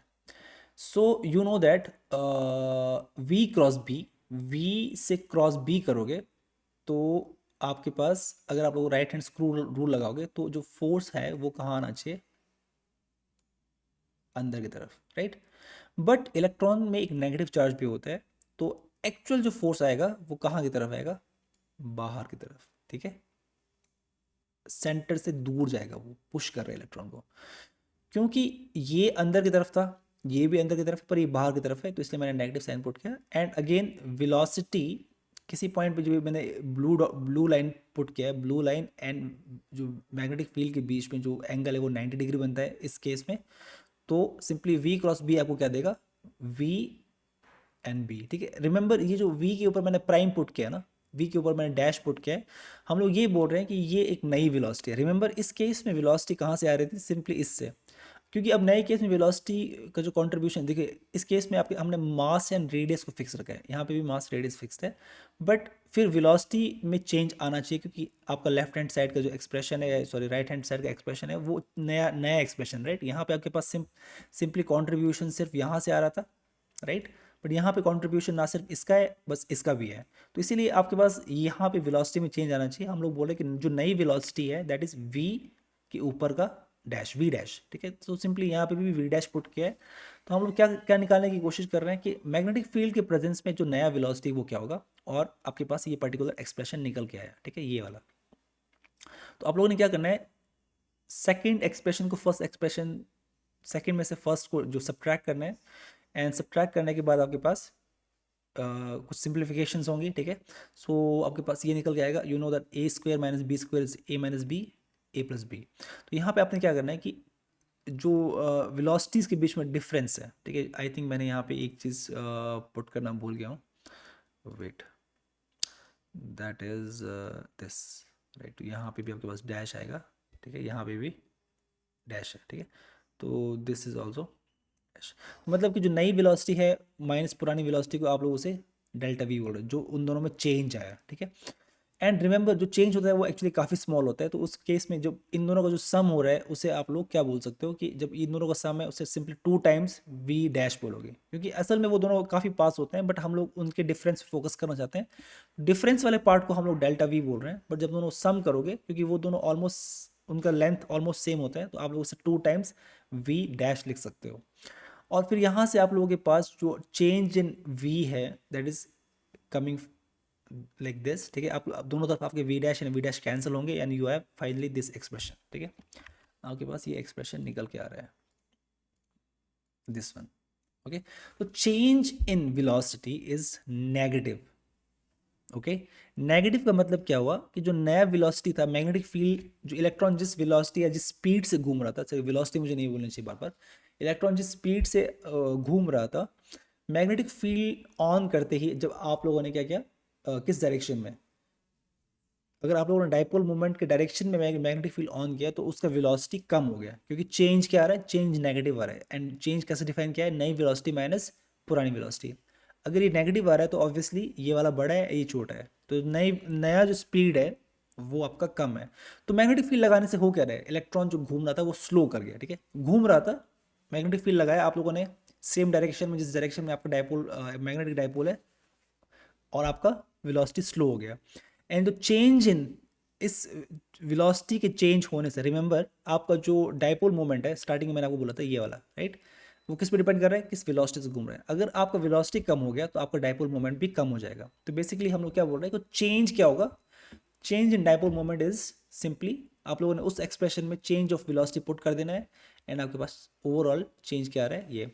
बेसिकली आपके पास आइडिया क्या है, आइडिया ये है कि आपका जो डाइपोल मोमेंट है वो उस डायरेक्शन में चेंज हो रहा है जो मैग्नेटिक फील्ड के ऑपोजिट है। So basically idea, let's summarise this, as we add magnetic field the speed of electron slows down, ठीक है। तो मुझे यहाँ पे एक्चुअली ये पॉइंट करना चाहिए था, as we add magnetic field B, the speed of electron slows down, reducing the orbital dipole moment, ठीक है। तो यहाँ पे एक चीज़ मुझे ये क्लियरली एक चीज़ यहाँ पे ये बोलना चाहिए था, वेट सॉरी, यहाँ पे ये बोलना चाहिए था कि कंडीशन क्या है, आप लोग जो मैग्नेटिक फील्ड ऐड कर रहे हो वो डाइपोल मोमेंट के पैरेलल होनी चाहिए, ठीक है। अगर आप लोगों के पास मैग्नेटिक फील्ड डाइपोल मोमेंट के पैरेलल पुट करो तो जो जो ऑर्बिटल मोशन था वो स्लो हो रहा है, और स्लो होने की वजह से जो डाइपोल मोमेंट है वो और कम हो रहा है, ठीक है। तो मैग्नेटिक फील्ड आपने पुट किया और डाइपोल मोमेंट कम हो गया। अगर मैं आपसे सिमिलरली अगर मैं मैग्नेटिक फील्ड उल्टा करूं, देखिए उस केस में क्या होगा, उस केस में आपका dipole moment already magnetic field के उल्टा है। तो यहाँ पे होता क्या है, इस पर्टिकुलर केस में बाहर के मैग्नेटिक फील्ड की वजह से वो जो मोशन है वो और ज़्यादा तेज हो जाता है, तेज हो रहा है, बट रिमेंबर उस केस में जो सेकंड केस है जहाँ पे लेट्स इमेजिन कि आपके पास मैग्नेटिक फील्ड ऊपर की तरफ है और डाइपोल मोमेंट नीचे की तरफ है, ठीक है बेसिकली, और आपके पास इलेक्ट्रॉन एक घूम रहा है, तो ये मैग्नेटिक फील्ड ऐड करने से आपका जो वेलोसिटी है वो एक्चुअली इंक्रीज कर जाता है, और इंक्रीज करने से जो डाइपोल मोमेंट पहले इतना था वो और लंबा हो जाएगा, ठीक है। तो दोनों केसेस में चाहे आप लोग मैग्नेटिक फील्ड को पैरेलल लगाओ पी के या एंटी पैरेलल लगाओ, दोनों केसेस में जो डाइपोल मोमेंट में जो चेंज है वो बी मैग्नेटिक फील्ड के ऑपोजिट डायरेक्शन में हो रहा है, ठीक है। So thus the orbital dipole moment changes opposite to the direction of B, okay. तो देखिए हर मटेरियल में आपके पास इलेक्ट्रॉन ऑर्बिट करते हैं और हर मटेरियल में आपके पास ऑर्बिटल डाइपोल मोमेंट होता है, ओके। और अब आप लोगों ने देखा कि बाहर के मैग्नेटिक फील्ड लगाने से वो जो ऑर्बिटल डाइपोल मोमेंट है वो हमेशा उल्टी डायरेक्शन में इंक्रीज होता है, ठीक है। जो चेंज है वो ऑपोजिट डायरेक्शन की तरफ हो रहा है, जहाँ आपने मैग्नेटिक फील्ड लगाया एक्स में तो जो डाइपोल मोमेंट है वो माइनस एक्स की तरफ जाना चाहता है, ठीक है। सो लेट्स ये वाला पॉइंट आपने अंडरस्टैंड कर दिया। सेकंड आपके पास एक और डाइपोल मोमेंट था, that was your spin dipole moment. तो स्पिन के केस में आप लोगों के पास स्पिन जो डाइपोल मोमेंट होता है वो हमेशा जो है वो मैग्नेटिक फील्ड के डायरेक्शन में जाना चाहता है। लेट्स ट्राई टू अंडरस्टैंड, जो आपका स्पिन डाइपोल मोमेंट है उसका जो लेंथ होता है वो फिक्स होता है, ठीक है। तो इस केस में आपके पास ऑर्बिटल डाइपोल मोमेंट का जो लेंथ था वो उस बात पर डिपेंड कर रहा था कि इलेक्ट्रॉन किस स्पीड से घूम रहा है, पर जो स्पिन वाला डाइपोल मोमेंट है वो फिक्स्ड होता है, ठीक है। वो आप उसे चेंज नहीं कर सकते, उसका जो मैग्नीट्यूड है इलेक्ट्रॉन के लिए दैट इज फिक्स्ड। आप लोग जो चीज़ चेंज कर सकते हो वो चीज़ कर सकते हो कि उसका डायरेक्शन को आप लोग मैग्नेटिक फील्ड से इन्फ्लुएंस कर सकते हो, या उस बाहर के मैग्नेटिक फील्ड लगा के उसका डायरेक्शन को चेंज कर सकते हो। So the external magnetic field cannot change its magnitude, but it forces it to align along the magnetic field. ठीक है। वो क्यों करता है, अगर आपको याद होगा तो ये एक्सप्रेशन आप लोगों ने देखना है कि किसी भी मैग्नेटिक, देखो अब हो क्या रहा है कि वो डायपोल मोमेंट का लेंथ तो आप लोग चेंज नहीं कर सकते, आप लोग उससे सिर्फ रोटेट कर सकते हो। और रोटेशन कैसे देखते हो आप लोग, किसी चीज़ का टॉर्क की वजह से। जो किसी भी ऑब्जेक्ट पे किसी भी डायपोल जो कि मोमेंट पी एम है, बाहर का मैग्नेटिक फील्ड बी, उस पर जो टॉर्क लगाता है that is simply P M cross B. अगर आप लोग इसे देखो तो that is simply P M का लेंथ टाइम बी का length time sine theta and N cap. तो बेसिकली एन कैप को 2 मिनट के लिए भूल जाइए, लेट्स सी कि आपके पास टॉर्क कैसा लग रहा है, ठीक है। So any dipole P M will be rotated until it's parallel to, कैसे देखना है लेट्स सी। मान लीजिए आपके पास इस केस में जो पी एम है, पी एम इस डायरेक्शन में है, डाइपोल इस डायरेक्शन में और मैग्नेटिक फील्ड इस डायरेक्शन में। जो टॉर्क लग रहा है वो कैसा लग रहा है लेट्स सी। बेसिकली अगर आप लोग राइट हैंड स्क्रू रूल लगाऊं तो टॉर्क यहाँ पे लगेगा, टॉर्क का जो डायरेक्शन है वो एक्चुअली प्लेन के अंदर की तरफ को है, ठीक है। रिमेंबर अगर ये आपके पास एक्स वाई प्लेन है 2 मिनट के लिए, तो जेड यहाँ पे जो अगेन जो आप लोग यहाँ पे राइट हैंड स्क्रू रूल लगा रहे हो, ठीक है, इसके लिए पी एम से अपना फिंगर्स को कर्ल आप बी की तरफ करोगे और आपका जो थंब है स्क्रीन के अंदर की तरफ पॉइंट होगा। बट रिमेंबर जो रोटेशन होता है उस टॉर्क की वजह से, रोटेशन जिस जिस डायरेक्शन में आपका कर्ल हो रहा है, फिंगर कर्ल उस डायरेक्शन में होगा। तो जो बाहर का मैग्नेटिक फील्ड है वो उस पर रोटेशन का कैसा चाहेगा कि वो कैसा रोटेट हो, अपने डायरेक्शन में। सिमिलरली अगर आपका डायपोल मोमेंट इस डायरेक्शन में है और मैग्नेटिक फील्ड ऊपर की तरफ है, तो यहाँ पे अगर आप लोग राइट हैंड स्क्रू रूल लगा रहे हो या थंब रूल लगा रहे हो, तो आपके पास पी एम से आप फिंगर बी की तरफ कर्ल करोगे, आपका जो टॉर्क का डायरेक्शन आएगा, टॉर्क का डायरेक्शन आपका किस तरफ आ रहा है, आपकी तरफ, ठीक है। बट ये जो टॉर्क है वो रोटेट कैसे करेगा पीएम को, अगेन मैग्नेटिक फील्ड की तरफ, ठीक है। तो एनी डायपोल जो आपके पास पीएम है उसके ऊपर जो टॉर्क लग रहा है वो कैसे रोटेट कर रहा है, उसे इस तरीके से रोटेट कर रहा है कि वो आपका मैग्नेटिक फील्ड के डायरेक्शन में है। जैसे ही वो दोनों पैरेलल हो जाएंगे तो sign theta will B 0 and उसके ऊपर टॉर्क लगना बंद हो जाएगा, ठीक है। तो तब तक टॉर्क लगेगा जब तक कि वो दोनों आपस में पैरेलल नहीं है। तो लेट्स अब हम लोग समराइज करने की कोशिश करते हैं कि हमने अभी तक क्या अंडरस्टैंड किया। So every element has electrons, ठीक है। कोई भी जो आपके पास एलिमेंट मौजूद होता है उसमें इलेक्ट्रॉन्स होते ही होते हैं। एंड इलेक्ट्रॉन्स के पास 2 मैग्नेटिक मोमेंट्स होते हैं, एक स्पिन होता है, एक ऑर्बिटल होता है, ठीक है। ऑर्बिटल डाइपोल मोमेंट ऐसा डाइपोल मोमेंट है, अगर देखिए किसी मटेरियल में अगर ऑर्बिटल डाइपोल मोमेंट डोमिनेट कर रहे हैं, ठीक है। डोमिनेट मतलब कि आपके पास 2 डाइपोल मोमेंट है, एक स्पिन है और एक ऑर्बिटल है। मान लीजिए स्पिन थोड़ा सा आप यहाँ पे इग्नोर कर सकते हो, सिर्फ ऑर्बिटल ही आपके पास है, ठीक है। रिमेंबर ऑर्बिटल हमेशा रहता है, ठीक है। हम लोग आगे बात करेंगे कि स्पिन कहाँ पे डोमिनेट करता है, पर ऑर्बिटल जो आपके पास डाइपोल मोमेंट है वो हमेशा रहेगा, ठीक है।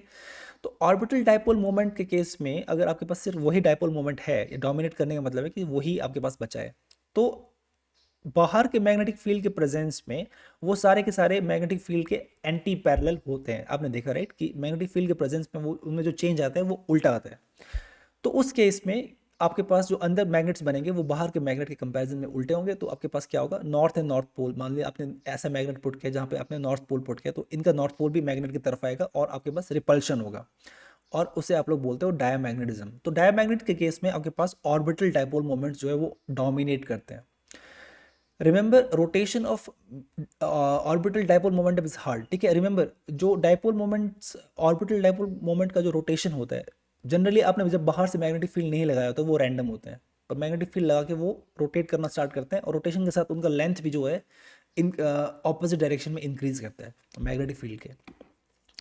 ऑर्बिटल डाइपोल मोमेंट के केस में क्या है कि आपको पूरा ऑर्बिट, अगर डाइपोल मोमेंट कैसे है, remember if you remember dipole moment कहाँ से आ रहा है, ऑर्बिट के, ऑर्बिट जिस डायरेक्शन में कर रहे हैं उसके परपेंडिकुलर आपका डाइपोल मोमेंट होता है। अगर आपका डाइपोल मोमेंट रोटेट हो रहा है तो आपका पूरा ऑर्बिट रोटेट होना पड़ेगा, ठीक है। इसीलिए यहाँ पे क्या बोला है, rotation of orbital dipole momentum is hard as it is equivalent of rotating the orbit. मतलब डाइपोल मोमेंट रोटेशन का मतलब क्या है कि यहाँ पे आपका पूरा का पूरा ऑर्बिट भी रोटेट होगा।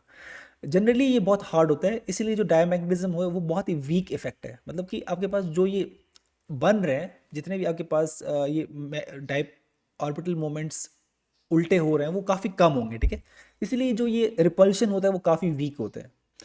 अब लेट्स टॉक अबाउट कि आपके केस में स्पिन, इलेक्ट्रॉन्स का जो स्पिन है उससे अलाइन करना काफ़ी आसान होता है एज कम्पेयर टू ऑर्बिटल, ठीक है। ऑर्बिटल डाइपोल मोमेंट के कंपैरिजन में स्पिन डाइपोल मोमेंट को अपनी तरफ को अलाइन करना बाहर के मैग्नेटिक फील्ड के लिए काफ़ी आसान रहता है, क्योंकि उसमें आपको पूरा ऑर्बिट को चेंज करने की ज़रूरत नहीं है, वो स्पिन अपने आप से फ्लिप हो जाते हैं, ठीक है। तो ये वाला जो डाइपोल मोमेंट है वो मैग्नेटिक फील्ड के डायरेक्शन में अलाइन होता है, और अगर ये डायरेक्शन में अलाइन होगा तो उस केस में आपके पास अट्रैक्शन होगा, क्योंकि रिमेंबर अगर आप यहाँ पे कोई मैग्नेटिक फील्ड लगा रहे ऊपर की तरफ तो यहाँ पे नॉर्थ आएगा, क्योंकि अब सारे के सारे अलाइन ऊपर की तरफ हो गए हैं तो यहाँ पे साउथ आ गया, तो नॉर्थ एंड साउथ आपस में अट्रैक्ट करेंगे तो यहाँ पे एक वीक अट्रैक्शन होगा, ठीक है। As spin dipole moments of electron align towards the magnetic field, the material gets magnetise such that it is attracted by the external field. तो इसे आप लोग, इस अट्रैक्शन को आप लोग पैरामैग्नेटिज्म बोलते हैं। लेट्स ट्राई टू अंडरस्टैंड कि जनरली आपके पास देखियो, अब मैंने आपको कहा कि हर मटेरियल डायमैग्नेटिक होता है, ठीक है, बट उसे आप लोग पैरामैग्नेटिक तब बोलते हो जब उसका जो स्पिन वाला केस है, spin dipole moment orbital dipole moment को, मतलब मैंने आपको ऑलरेडी कहा था कि ऑर्बिटल डाइपोल मोमेंट काफ़ी वीक होता है, पर अगर किसी मटेरियल में स्पिन डाइपोल मोमेंट थोड़ा ज़्यादा है तो वो दोनों इफेक्ट दिखाएगा, पर एक इफेक्ट आपको अट्रैक्टिव वाला इफेक्ट ज़्यादा नजर आएगा, तो और वो उसे आप लोग पैरामैग्नेटिज्म बोलोगे, ठीक है। पर जनरली कई बार ऐसा होता है कि पैरामैग्नेटिज्म आपको दिखता नहीं है। क्यों नहीं दिखता है? Let's try to understand. अगर आपके पास कोई ऐसा एटम है जिसमें जब भी आप लोग उन्हें फिलअप करते हो तो वहाँ पे क्या होता है कि आप लोग हमेशा ऐसा पेयरिंग करके फिलअप करते हो, राइट। जैसे कि आपके पास, इमेजिन कीजिए आपके पास ऑक्सीजन का है, तो ऑक्सीजन के केस में कितने आपके पास पेयर्ड इलेक्ट्रॉन्स है? 1 2 3, 3 पेयर्स है, और इन सभी का जो आपके पास स्पिन डाइपोल मोमेंट है वो आपस में कैंसिल आउट करेगा, 1 2 3 4, ठीक है। तो 6 इलेक्ट्रॉन्स कोई कॉन्ट्रीब्यूशन नहीं कर रहे हैं। Out of 8 electrons, 6 form pairs of up and down spin moments which gets cancelled. Only last two unpaired electron contribute. ये आपके पास फ्री बचे हैं और इनमें कोई आपके पास कैंसिलेशन नहीं होगा, और बाहर के मैग्नेटिक फील्ड के प्रेजेंस में यही अलाइन होंगे और यही आपको पैरामैग्नेटिज्म देंगे। अब ऐसे एलिमेंट्स जहाँ पे आपके पास कंप्लीट पेयरिंग होता है, ठीक है, जहाँ पे कोई भी अनपेयर्ड इलेक्ट्रॉन नहीं बचा है, वो आपका यूजुअली डायमैग्नेटिक होंगे, ठीक है, क्योंकि वहाँ पे आपके पास कोई भी इलेक्ट्रॉन, सभी का जो स्पिन मैग्नेटिक मोमेंट है वो कैंसिल हो रहा है, जो आपके पास मैग्नेटिक मोमेंट बच रहा है वो सिर्फ ऑर्बिटल है, और आपको पता है कि ऑर्बिटल हमेशा डायमैग्नेटिक बिहेवियर देता है। So both paramagnetism and diamagnetism are temporary. Temporary का मतलब क्या है कि जैसे ही बाहर से आप लोगों ने मैग्नेटिक फील्ड हटा दिया तो वो मटेरियल अगेन नॉन मैग्नेटिक हो जाते हैं, ठीक है। बाहर से आपने मैग्नेटिक फील्ड लगाया, उसके रिस्पॉन्स में वो डायमैग्नेटिक बनेगा या पैरामैग्नेटिक बनेगा। जैसे ही आप लोगों ने मैग्नेटिक फील्ड हटाया, these material lose their magnetisation, ठीक है। तो अब हम लोग नेक्स्ट लेक्चर में जो है वो आपको मैग्नेटाइजेशन की बात करेंगे। फिलहाल के लिए इस मोमेंट तक आप लोग पैरामैग्नेटिज्म एंड डायमैग्नेटिज्म को अंडरस्टैंड कीजिए।